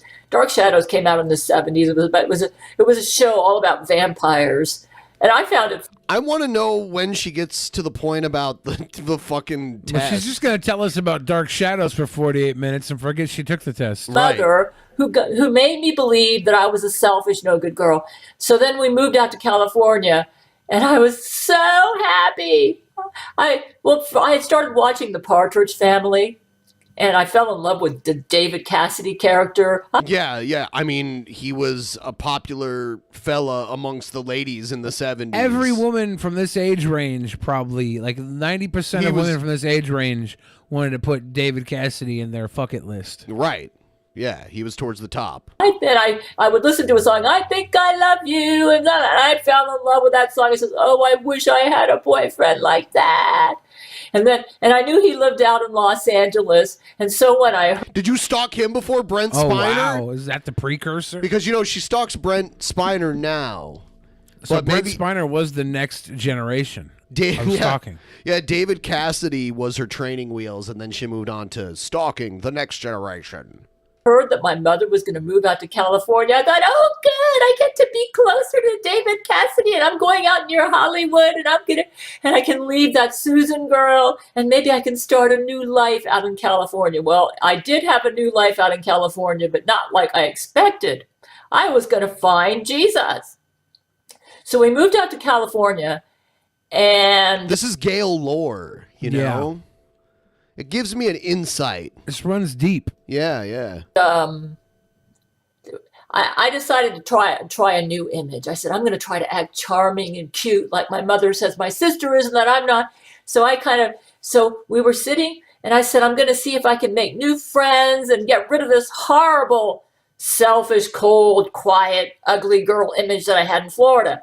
So I went to this school. It was in Oxnard, California. So I went to the school for the blind, and I got my first boyfriend. Just to my love, somebody came up to me and she said, welcome. She said, would you like to come to church this Sunday? We're having Roundup Sunday. I said, yes, I'd like that. Actually, what was really weird is when we first moved out to California, we went to the San Francisco area to stay with my mother's friends who lived. All right, I can't do it. Some of her videos are just gold, and then some of them are just like this. I mean, it's cool to hear about her backstory, but yeah, it's not quite as interesting as some of her other content. I like the content where she just talks about what's going on in outer space. I like those the best. I'm gonna move on to this because I think this might be the last time we cover Teddy and Maria. Oh, really? Probably. It's so hard to say goodbye to yesterday. And I'm gonna skip this because I don't know why she plays the beginning of. She watches the beginning of Kill Bill. We rode on horses made of sticks. Yeah, cool. I don't know why she decided to put this. I said 6. Bang bang. It's meta. It's foreshadowing. Dude, she could choke someone to death with her legs. Yeah. Like, she's got and make a lot of money while doing it. Yeah, she's got like some insanely strong looking legs. It's scary. 3 days and my body just shuts down. So I want to give a little bit of an update on my situation, Ted's situation, because we have made everything public, especially with the arrest and stuff. We never tried to hide it. I don't want to get my thoughts out and let you guys know, those that do support me and want to, follow my life. Go back to Schlack and get your tattoos done. Oh my God. On the vlogs, just kind of tell you what's maybe going to be happening, because I think you deserve to know if you are a fan of mine. So Ted had court. Not like his trial, but it was like the court hearing, I guess. I don't know how all that shit works. Turn off your TV when you make a video. That would make sense. Or at least talk louder because you're like the same volume as the TV. In 1492. Offered release until his actual trial date, which is in April, late April. So, but he has it's basically house arrest, but he has to, not house arrest anywhere. He has to be in Richmond, Virginia, and we don't live here. You know what I mean? I know people. My family's from here. I'm from here, but I don't, come here that much. But we do have ties to here. But now he has to stay in Richmond. So I pulled some magic. I was actually able to contact a friend of mine that I trained with in wrestling a long time ago, my first school ever, and he happened to have some. Did you hear what happened to Teddy, Asterios? This is the girl with Teddy Hart. Yes.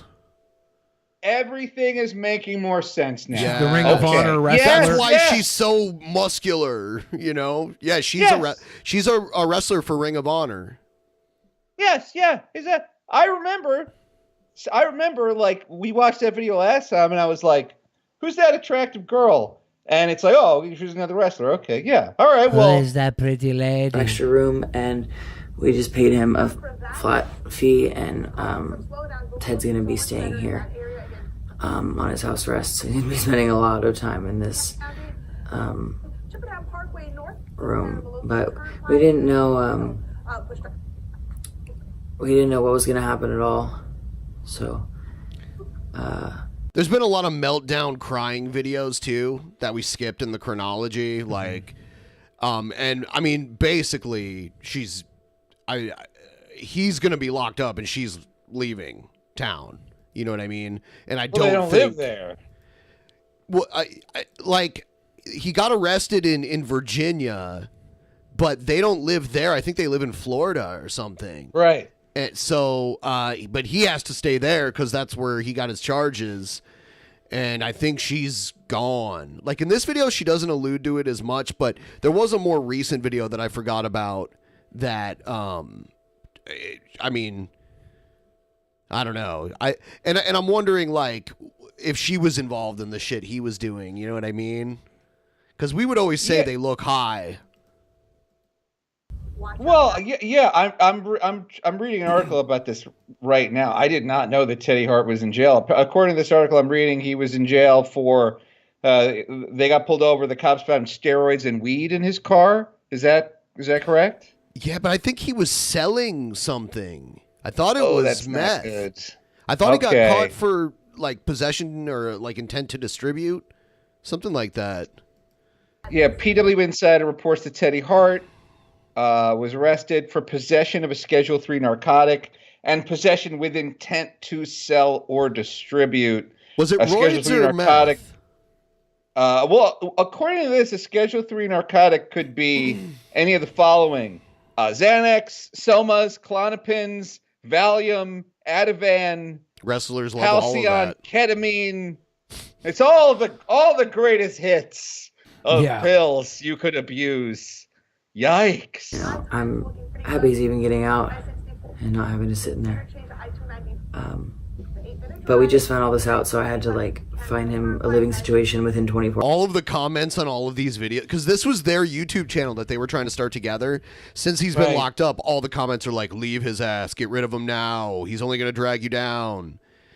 Well, yeah, of course. The weird thing is that he's really talented as a wrestler. Even though he's older now, he's on the older side of the spectrum. He's still pretty good. He's just so crazy that no one can work with him. So all that talent seems wasted, you know?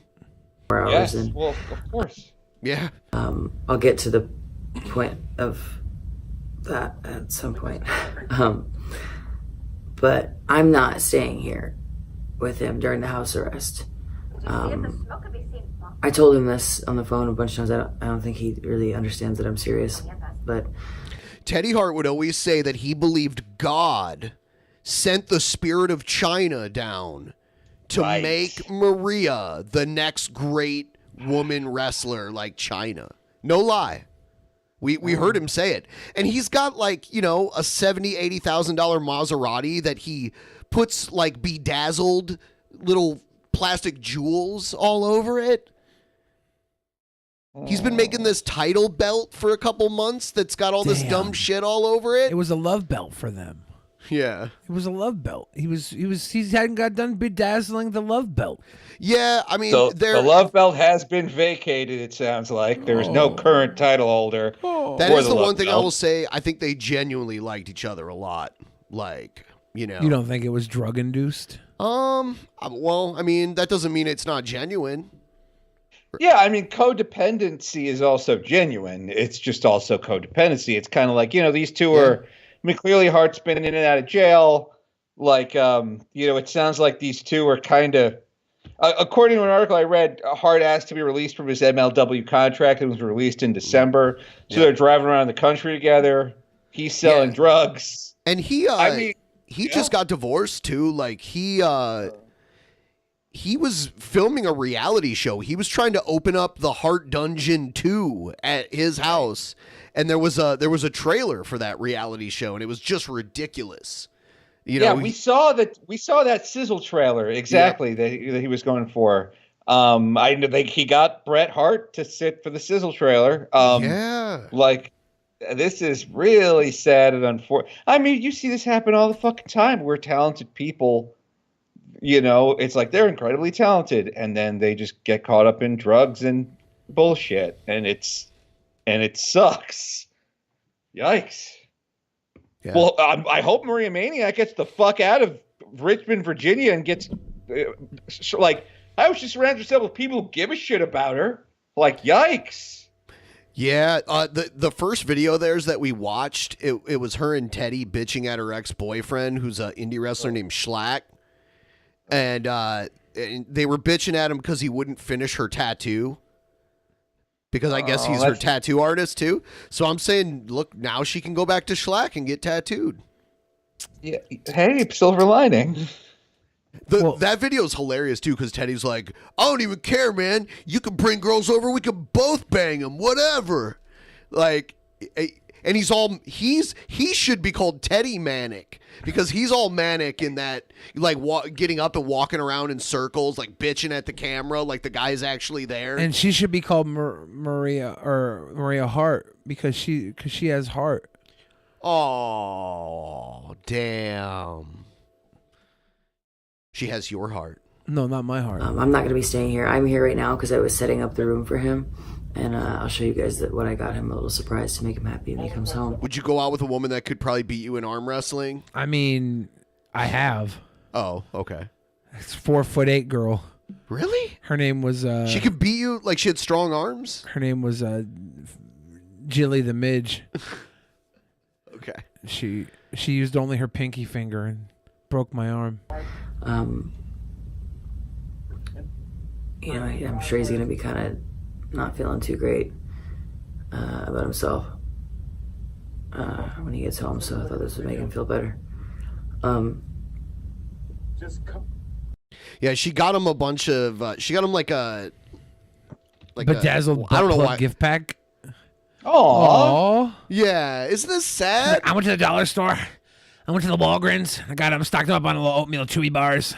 Got him all this shit in the celebration aisle. Got him the police cop play set. That'd be pretty funny. To play cops and robbers while he's here. All the like fake jewelry. Got him this house pendant because he's gonna be on house arrest. That was pretty funny.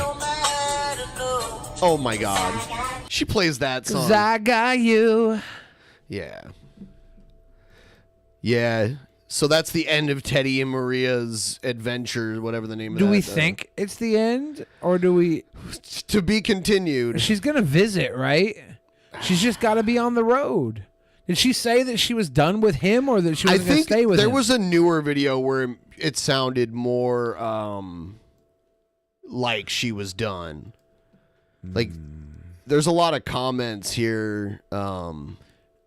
Stay away from Teddy. You're lucky you got this opportunity and realized it. Yeah, when you were cleared, go wrestle a bit outside the U.S., UK, Japan, Europe. Again, Ted is going to drag you down. He's in jail for selling drugs. Big companies are not going to hire you if you're associated with him. Remember what happened when he went to the Ring of Honor dinner? He tried to mooch free food off of them and embarrassed you. You're going to need to choose either a life with Ted, driving around, selling weed, steroids, and always trying to outrun his shady past, or a meaningful career in wrestling, because you will not be able to do both. Yeah, she's high on something in this vid. What the fuck? Sounds like she's going to rehab to me, which is an excellent decision. Good luck, Maria. If she can't wrestle right now, perfect time to go to rehab. If she's going to rehab, it's not for weed, it's pills, roids, or something else. I mean, she could afford to lose some muscle mass, too. She doesn't have to be that big. She's pretty big. Yeah. If she's addicted to roids and that's what makes her muscles so big. It's to the point where she doesn't look feminine anymore. It's like her clothes she's feminine. She's just also... It's like her clothes are feminine, but her, like, muscles, I don't know. Like, I've seen dudes with...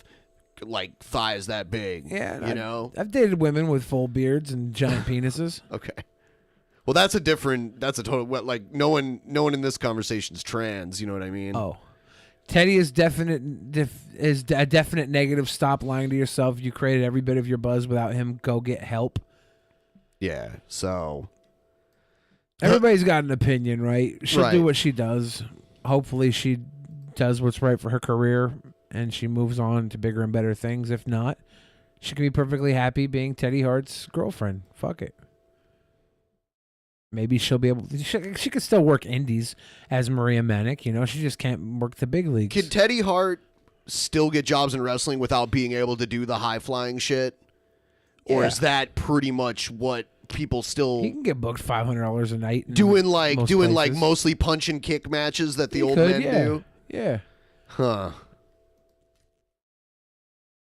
I don't know. I mean, the guy could clearly cut a promo. Like he's charismatic on the mic. The few times I've seen clips of him on this show, it's. But he got fired from ROH. Yeah. He got fired from ROH for doing too much, like upstaging the guy he was wrestling. Like he was supposed to lose, but he just started doing crazy backflips as much as he could. Yeah. You know. Oh, that's not good. Yeah, that's how he got fired from Ring of Honor. And then he got caught. He was trying to use a sock account, but he got caught using his own account, leaving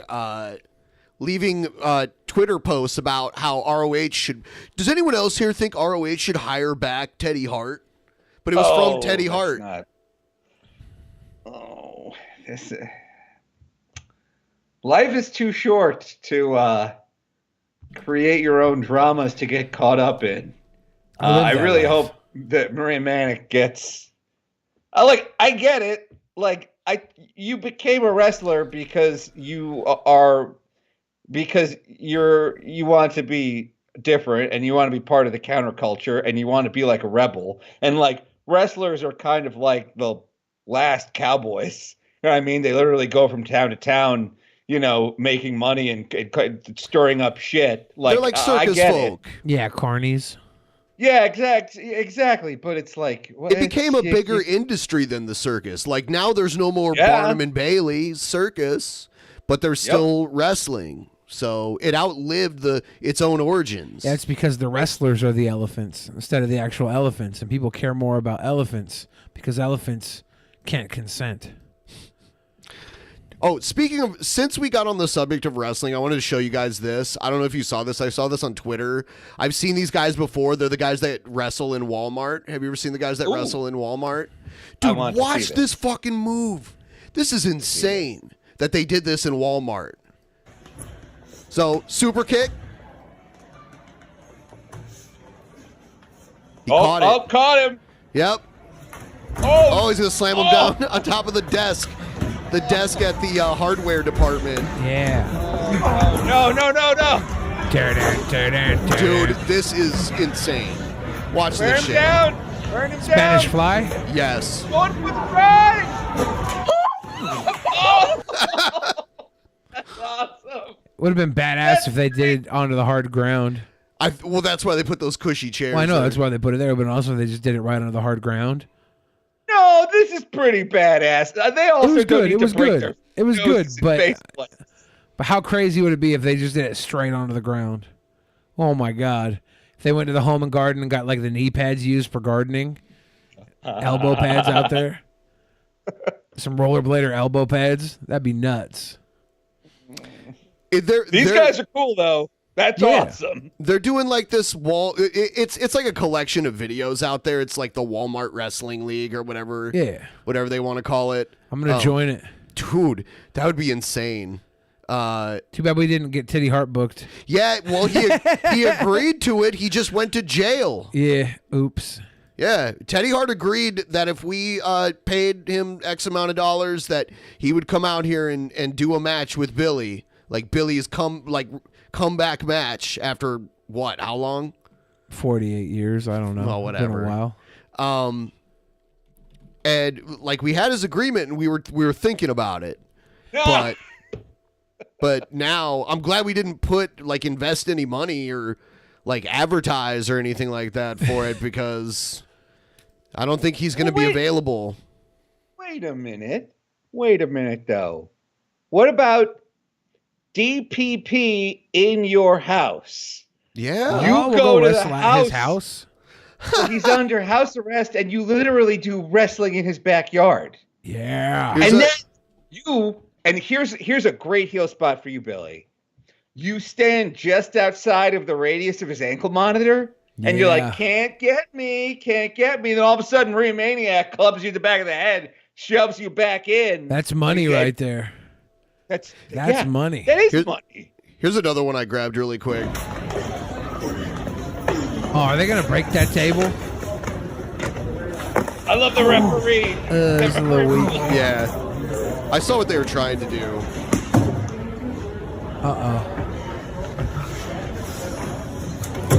How have they not gotten kicked out of Walmart? It's fucking Walmart. Wait, if you rewind it, you can see the... Oh, wait. Are they doing another Spanish fly? A Walmart employee notice them and then just decide, I'm going to pretend I didn't see this. They don't get paid enough to get in the middle of that. Yep. That was good. That was way better.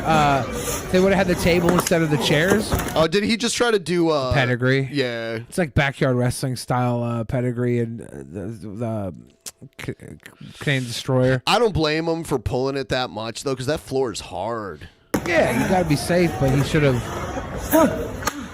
He should have done where Triple H did and like jumps out and gives them room to like fall down. He like widens out, right? Yeah. Yeah. But, That was a bit of a fast count too. I'm just going to point that out. yeah, the ref is bought. The ref is bought and paid for by Sam's Club. There was actually a comment about that. There was a comment that called it the Walmart screw job. So The referee works for Costco. Son of a bitch! Son of a bitch! Did we get Egghead's promo today? I do have it. Are we supposed to watch it? Yeah, let's watch his cringe promo. Oh my God! No!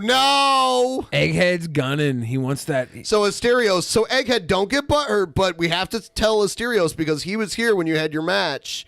The live house show match, and then you went on into actual Mania as the Cringerweight champion, and then the match was going on, and a few people that didn't like Egghead got him triggered in the in the chat, and he freaked out and started insulting everybody, and then you could see the votes getting taken away from him.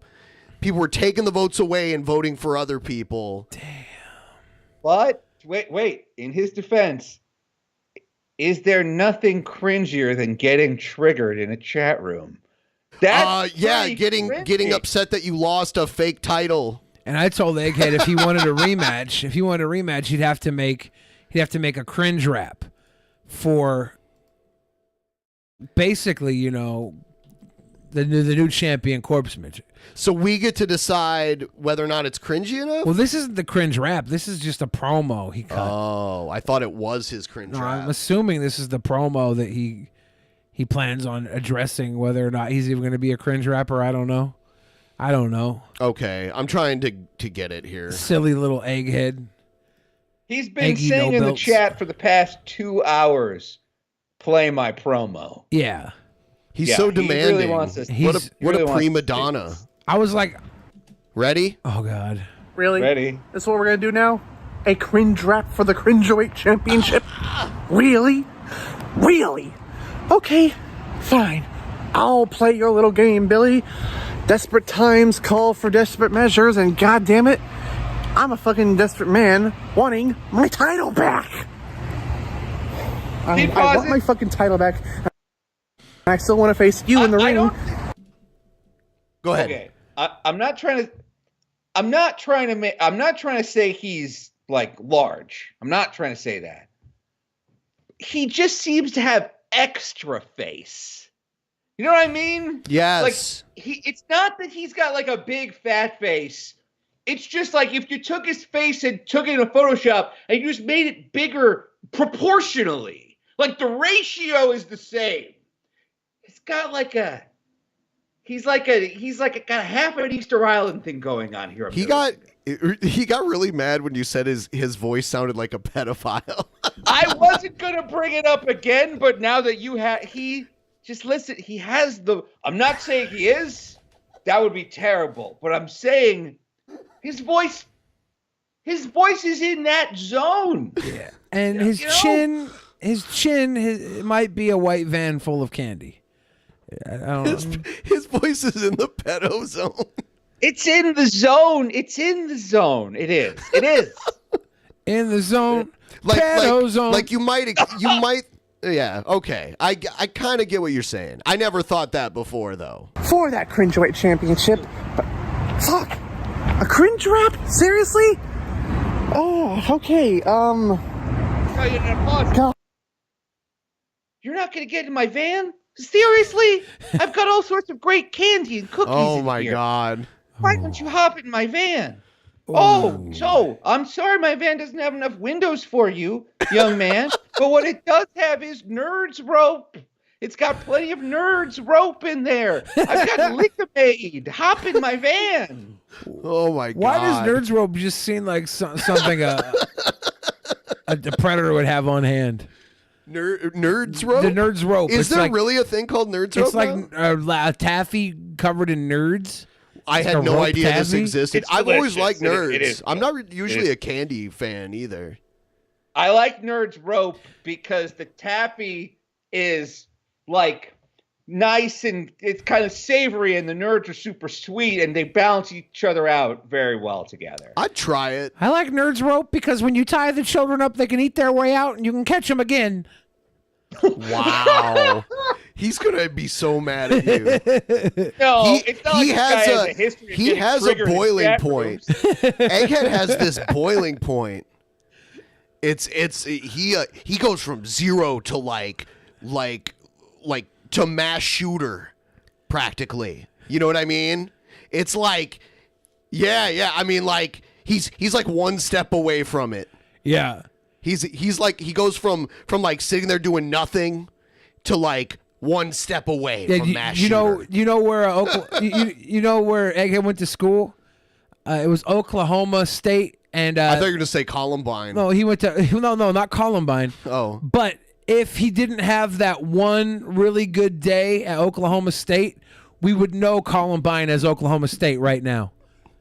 Or there was one Virginia good Tech. day that kept him from going from making Oklahoma State the new Columbine. One day, Egghead had one good day. Wow. That's all it Egghead, took. we saw the video that you sent us that lost the Cringerweight title for you, the one with you and your little buddy running around shooting guns. So we know that was probably that was like the other guy that, you know, you and him, you were the new Columbine couple. That other guy? Yeah. Incel. God, how am I gonna fucking do this? How am I gonna fucking make a cringe rap? I have no rapping skills whatsoever. That's what makes it a cringe rap. If you were good, we'd be like, oh, wow, Egghead's good at rap. You know? If you were good at it, there'd be no way we could. I think it's cringy that the only reason he's protesting this is because he's not good at rap. I'm But like, it's a that's cringe rap. exactly why I told you to do it, you psycho. Let's see if I can think of some raps for you real quick. These are just test raps. I don't fucking know. My name is Egghead, and I'm here to say Billy the Fridge is super gay. Oh God. That hurt to hear. I need some more time for this. Thank God. Actual Mania 6 is next month. Jesus fucking Christ. I'm still gonna do it. God damn it. I want my title back. So if he does it, so like what's the stipulation here? So he has to do it at Actual Mania? Yeah, that's his video submission for Actual Mania. Against Corpsey? Against Corpse, yeah. It's going to debut at Actual Mania. I need more Corpsey videos. We got to man. find some Corpse vids because it's going to... Dude, Asterios, that was cringy right there. But Yes, you have never seen Corpse Midget before? And I don't like the name. Oh, man. Well, I mean, what can you do?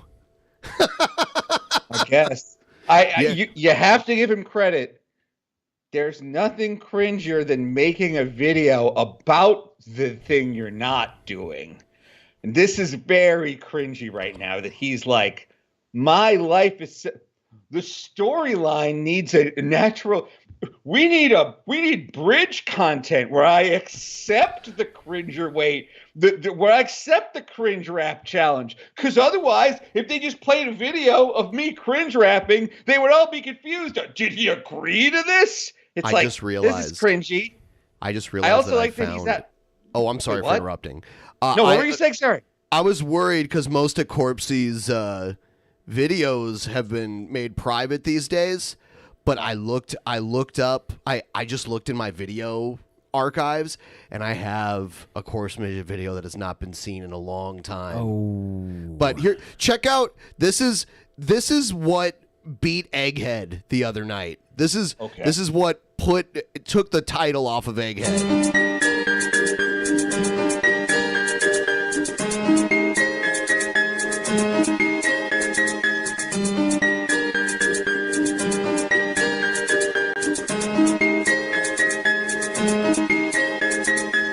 Yo, guess who's back to spit some flow against the haters that leave comments on the 8-Day show? Tryna wanna mess with me? Wait, come on, let's...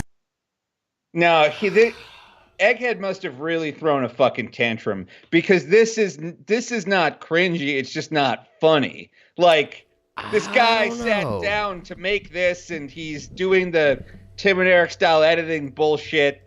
I mean, he's got a gradient in the back. It's like, this isn't cringy. It's just sad. I think it is cringy. Well, let's keep going. Sorry. Go, call me the sun, cause I'm about to petrify some trolls. If you can say something nice, don't say anything at all. Didn't your mom teach you that? Was she too busy being a whore? I look like a vampire dwarf. Excuse me, Mr. Perfection, how about you take all the shit? Great haircut. You look like a homeless vampire. You have brown spots on the wall right behind you, and you look like a dwarf, Frodo. God damn it. Oh my God. You split in my bits comment section and shove it back into your ass. My boot will seal it tight, much tighter than your sister's fanny was last night. So you're a dude and come to hate on my looks? Well shoot, that makes you flaming homo. That's cringy. Yep. Oh, that's bad. Yep. And they mentioned homophobia in 2020 is very cringe. They mentioned beautiful forums, and that was the forums that he started with the stolen Onision forum fans that he brought over to his own little forums. That I want he to was thank the Onision for making his forums 18 and up. Now I have all these new underage fans. Right. Oh. You wanted me to be cute.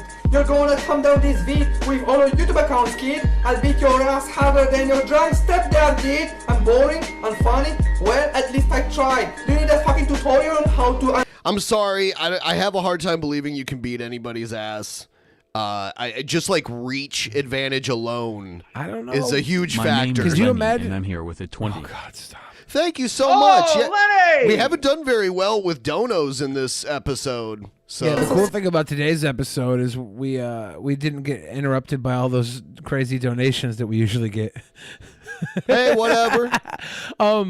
Corpse Mission, I could see him really fucking someone up in a fight if he just snuck up behind them and crawled into their asshole and punched his way out. Oh my God, that's the stuff of nightmares. Exactly. That'd scare the hell out of me. Everyone, if you are a $10 patron or more, get ready because in about 10 minutes or so, we're going to end this stream and go over to the Skype group. So if you're a $10 patron or more, follow the link that we posted on Patreon, and you'll be able to join the room, and we will watch tonight's movie. We're going to start doing every month's movie review live and then uploading it after the fact for everyone who can't catch it live. So don't miss it tonight. Blazing Saddles, Billy the Fridge. We're going to do that. What do I have here? I have... Whoa. Okay. Owen Benjamin or Tila Tequila, if you have to pick one. Oh, that's a real Sophie's choice. But it would be like if Sophie didn't want either of her kids. Right. I gotta go Tila. I haven't seen Tila in a while. You haven't? All right. Well, we have to play the intro first.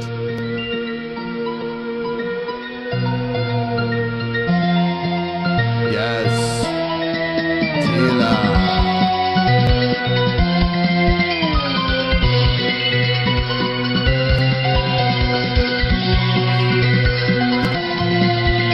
So, I try not to play too many of the same videos on the altered perspective, but this one I wanted Billy to see it, and since Billy's not on the altered perspective, I have to play it again. This is a Tila video. Remember the video where she was like she was like yelling at the cop car? Not because she was like, "I'm donos. Here's a Bono." Yes, Here's thank a you. Bono. Yes. Oh, Lenny! Thank you so much. Yeah, she was like, "I'm gonna hook up with that cop." Well, I don't know if it's true, but she made a video talking about how she's been gone for like 6 days and she was hooking up with that cop. So, do you believe it or no? Hey guys, oh my god, I'm back. I missed y'all. So first of all, I've missed y'all. I'm doing this because oh wow. So I'm gonna give y'all some time to get here. I have been offline for like 7 days, bro. 7 days. And the reason why I'm doing this is because like 2 days ago, my bangs were so long and I freaking cut my hair and I totally messed it up. Y'all want to see my bangs? Look at my bangs! Hey guys, look at my crazy ass bangs. Look at this. I totally destroyed my bangs. They were like in my eyes, so I took like some kitchen knife and I chopped it and I kept chopping it and I look like a goofy 10-year-old like, I know! What the hell is going on? Yeah, dude, I mean, now I look like some 10-year-old with makeup on, like, what? So I was like, dude, I hope it grows out, like, so it's been 2 days, so hopefully, you know, unless I walk around doing this, and, see, that's better, but like, bro, it's really crazy. You know, 7 days, because, you know, I just made a video, I was like, fuck it, bro, and I took off my shirt, and YouTube's like, oh, sorry. Yeah, she got a strike on YouTube for showing boobies on YouTube. Recently? I think fairly recent. I don't know the exact date of this. Oh, dude, this is like screenshot gold right here. Look at that. Sorry, we got a community strike. You can't stream for 7 days. I was like, that's good because I was trying to get offline anyways.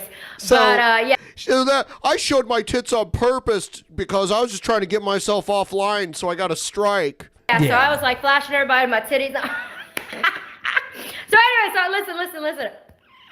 So guys, God is so funny. First of all, okay, I hung up all my pictures. Jesus is back. His crazy wife is back. Hey, Kanita, girl, I got your email. I was like, where do you think I'm going, bro? Like, I'm still right here. I'm just a little crazy.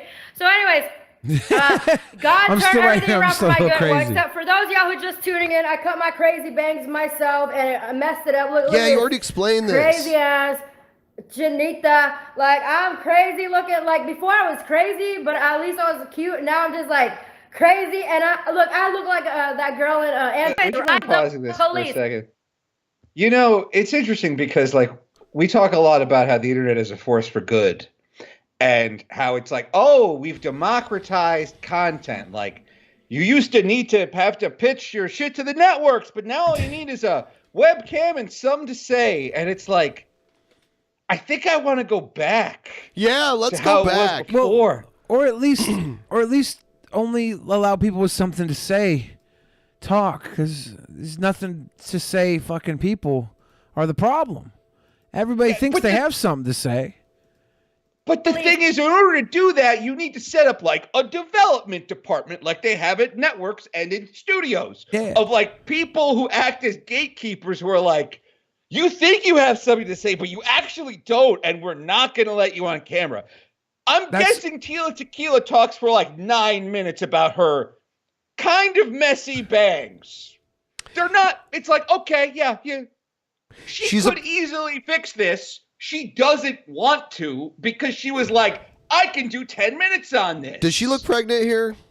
She does look a little pregnant, yes. She made a video that made it sound like she was. So anyways, girl, let me tell you what happened. Okay, so you know how like at my old apartment, like these haters were always calling the popo on me. And then I told you, I was like, look, I am the police, nigga. I am the police. Oh, remember? she says the N-word too. Oh. Yeah, she does it a lot. And There was one where she was saying Nazi N-words. She kept saying that. pop in the name of Jesus, remember? And so I don't know where to begin. So me and that cop totally hooked up. She's got the Rita Repulsa laugh. And hair. We made out in my garage. And Lord, eye makeup. yes, Jesus. We made out in my garage in front of his Tequila cop car. Repulsa. Oh Lord, yes, sir. So we're you know like we're gonna be dating because I said, listen, I got a plan. I said, how about we, you know, we can fall in love this summer and then like when winter gets here, we can break up. He's like, why break up? Like, why? I was like, what, you finna get married, bro? Like, you trying to marry me? He's like, oh, hell no. I was like, yeah, right. But anyways, I don't want to tell y'all too much, but he. Wow. I just don't, yeah, she's such a crazy bitch. And if this story is true, this police officer made out with her when she was acting like this, I don't know, dude. Sounds like a cop. Yeah. Well, yeah. Remember I showed you the picture from Santa Fe, New Mexico back in the day? Cops like banging the girl on top of his car, and there's like a little dog standing there watching him. It's like the funniest picture ever. This cop, and then later on, it was actually a follow-up story. We read a follow-up story about how the cop like got a promotion eventually. Later on, but there was like a surveillance camera that caught him banging some girl on the hood of his squad car. And there's like a little dog there standing watching them. It's so hilarious. And your little dog too. He's literally here like every night. So I'm like, well, first I came out there, I was like, bro, so I got a question for you. No, first I said, excuse me, I said, did my father send you? Because he's very overprotective of me. And he looked kind of like paranoid. He was like, because he thought like my mom and dad lived here or something. He was like, is he home? I was like, nah, but he's very overprotective of me. Like, do you know my dad? He's like the boss. And he was like, no. And I was like, oh yeah, you know, Father God. And he's like, okay, yeah, that's the point where you leave, where you're like, fuck this. This bitch is crazy. Father God, okay. All right, time Unless to you're leave. a cop. Then you're like, okay. I got a gun. Let's go in.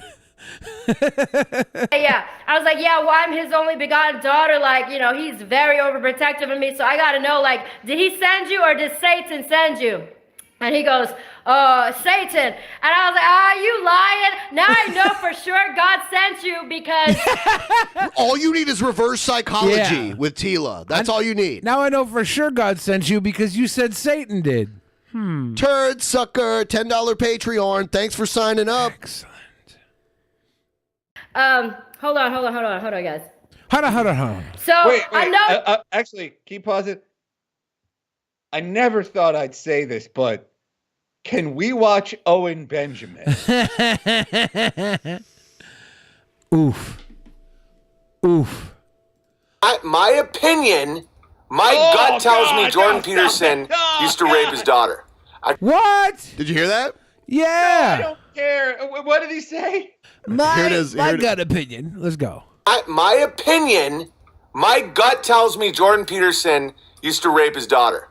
Oh, now you're going to make me feel bad for Jordan Peterson. Yeah. Wow. What a roller coaster. What a fucked up D&D style morality matrix you guys made.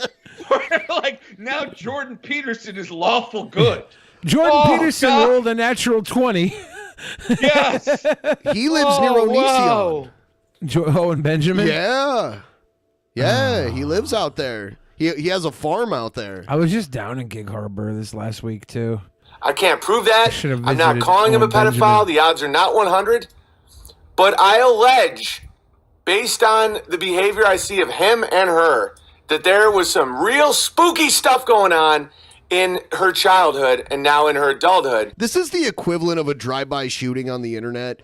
It's like very low risk, but high probability of like hitting a target. I see it all the time. People call each other pedophiles on the internet all the time.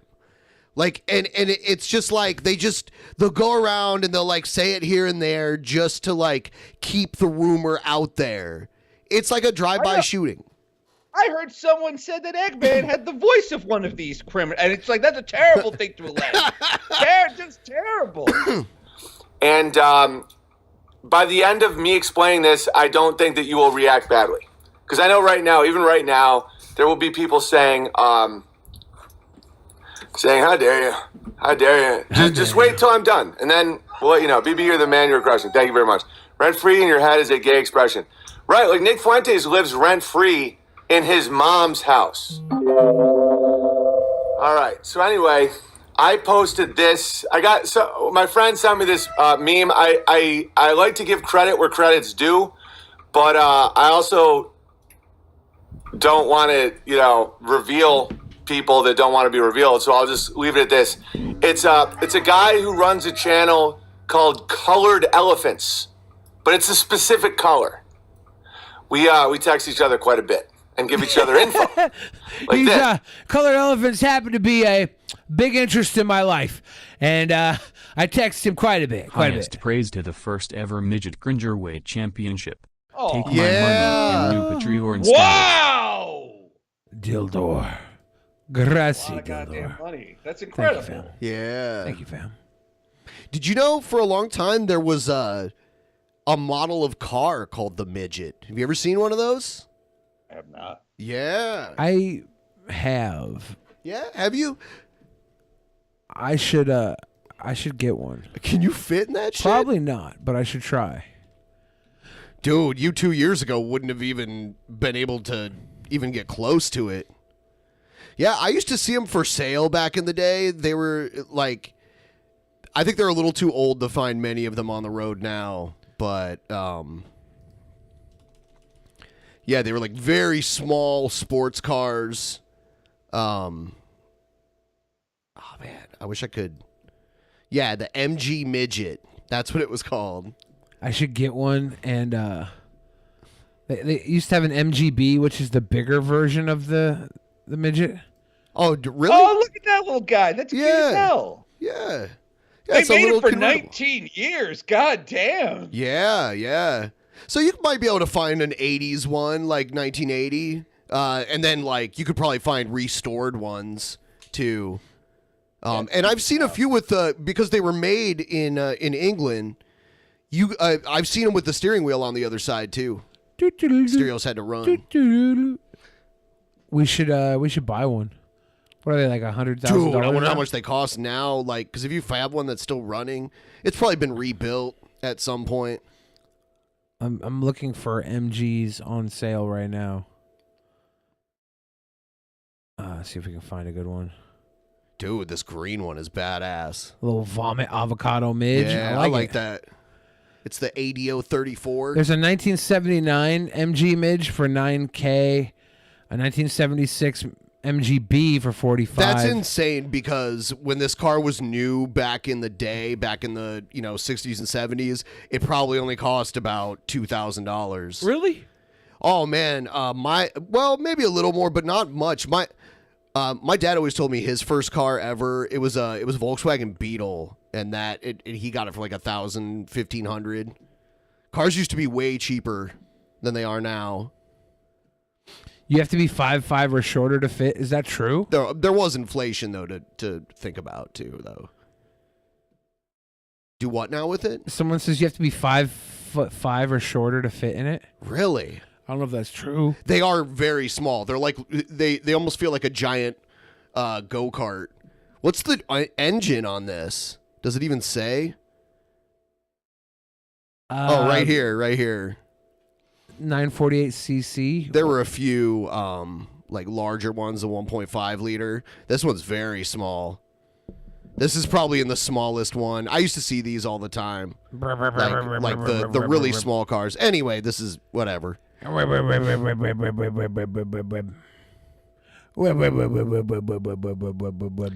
and then you could say that you have a midget and people would get offended. You'd be like, no, it's the name of the car. Oh. I own a midget. Oh. Well, anyway, back to a crazy guy alleging that another crazy guy sleeps with his crazy daughter. Yeah. Michaela Peterson is on opiates, Adderall, SSRIs, and anti-herpes medication.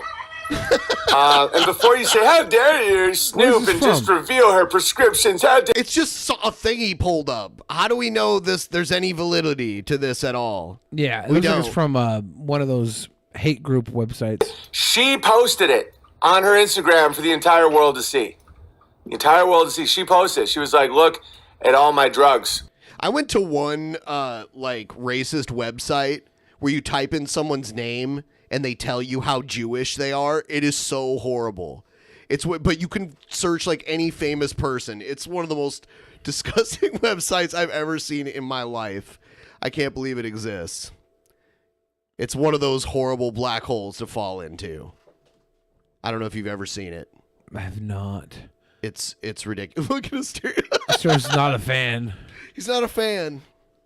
My opinion is that she never had an autoimmune disease. When she's on Veltrex, it's for her herpes. You know, because I posted that amphetamine salt plus me too. Exactly. Adderall you hear the rooster? Is meth. It is. I was briefly prescribed Adderall, and it made me not capable of speech. The only real use. Wow. I don't think that was the Adderall. Can you please go back on Adderall? Exactly. Holy shit. Up There's his a cure dose. for Owen Benjamin disease, and it's Adderall. God damn. For it would be if you're in a martial law situation and you have to be up for 4 or 5 days to shoot enemies. Oh, so you mean like Nazi Germany, how they used meth? They like methed up their soldiers. Or like how he's planning on the United States to go into martial law soon, so he can put his sick farm into to work. That's just crazy. Other than that, I highly recommend you don't take Adderall. You know, Adderall for someone like me makes you very quiet, and I just do this. That means that it's actually kind of working, because when you have ADHD, Adderall slows you down. It slows down your hyperactivity. And I was really hyperactive as a kid, and when I used to take Adderall, it would slow me down, and I wouldn't talk a lot. It would slow down my hyperactivity, which was all motor mouth shit. So, yeah, I mean, it actually had the intended effect. Maybe you were on too high of a dosage of it. That can be a problem. If you feel jittery too much from it, then you're on too high of a dosage. But you're supposed to shut the fuck up, because you say you need it. You need it. You say whatever the fuck pops into your head without running it through any type of filter, and it's usually ridiculous. I should take Adderall.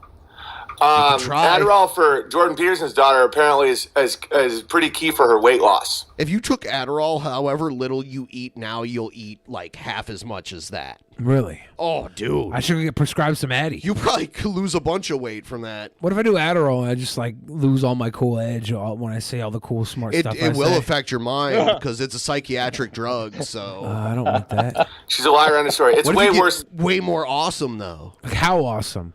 The I'll be here on Adderall, like talking about. Yeah, I think my favorite flag is probably Nova Scotia. There we go. I don't think. Well, I mean, Nova Scotia has a flag, but liar. I don't know what it looks Way like. worse than New liar. Zealand flag. Valtrex for herpes. Yeah, and that. But all these. It's called Munchausen by proxy. It's where you're sick, everyone around you is sick all the time, so that you get unlimited sympathy. You know, Jordan Peterson's wife's cancer.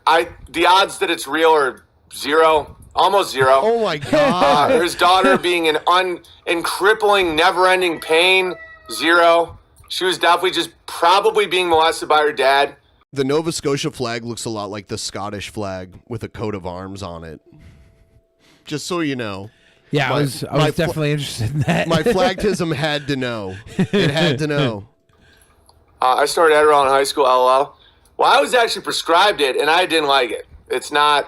I'd rather be fat. Yeah. It's that's why I was so weird when Joe Rogan was like, "Oh, I'm Benjamin, so I'm meth." It's like, I don't even drink alcohol.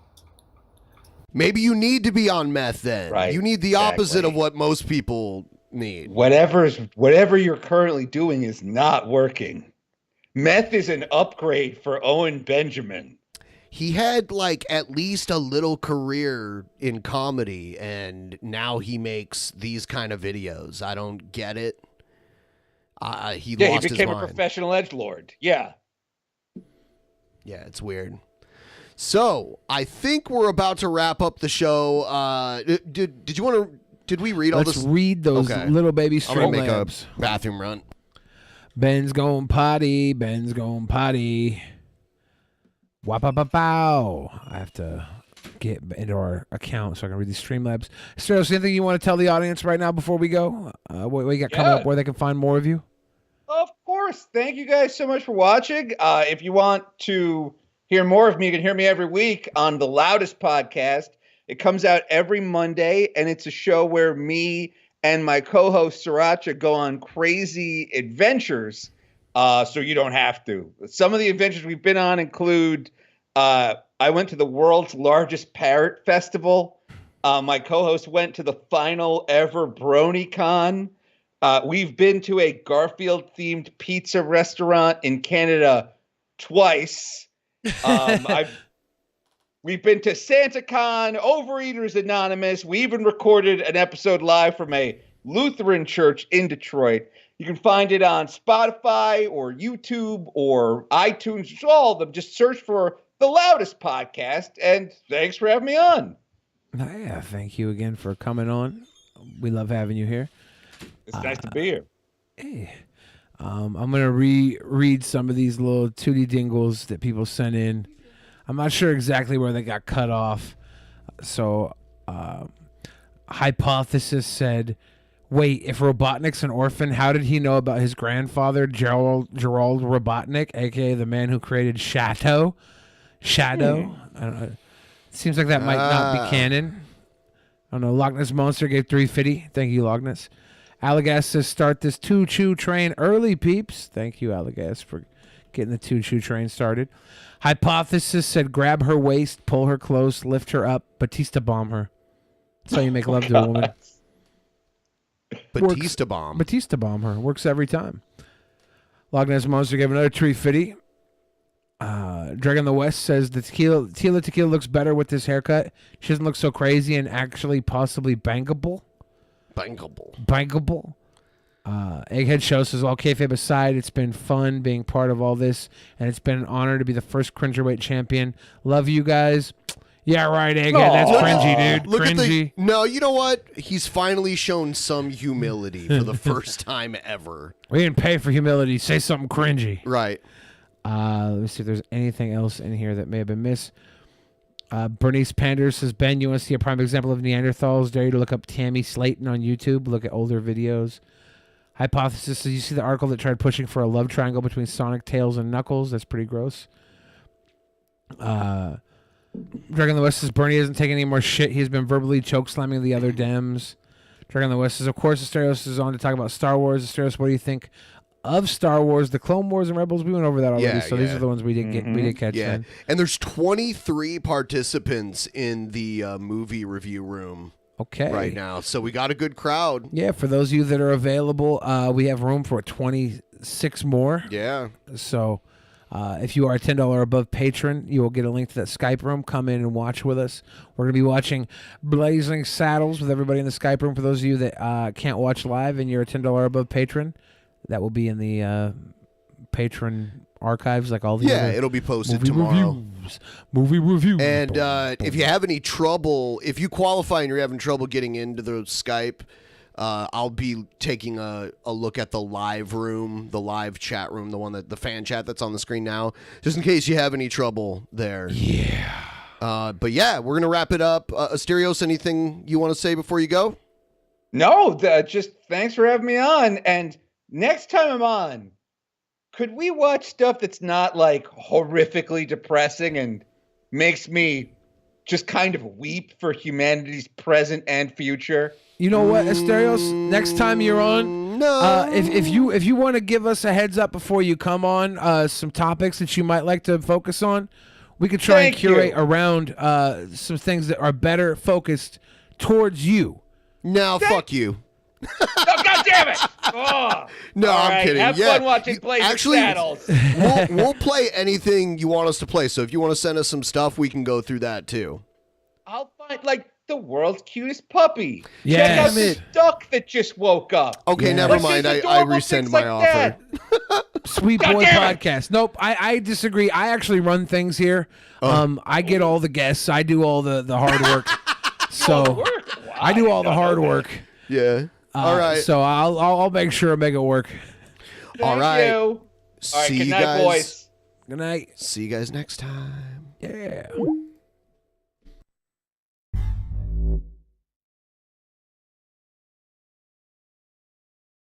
In the beginning, there was nothing. And then there was the Drunken Peasants Podcast. Drunken Peasants. Drunken Peasants. Drunken Peasants. Drunken Peasants. From the strangest corners of the internet, gonna get TP'd by Billy and Ben. You know where you can find them at. Get ready, cause they're gonna kick your... Drunken Peasants. Drunken Peasants. Drunken Peasants. Drunken Peasants.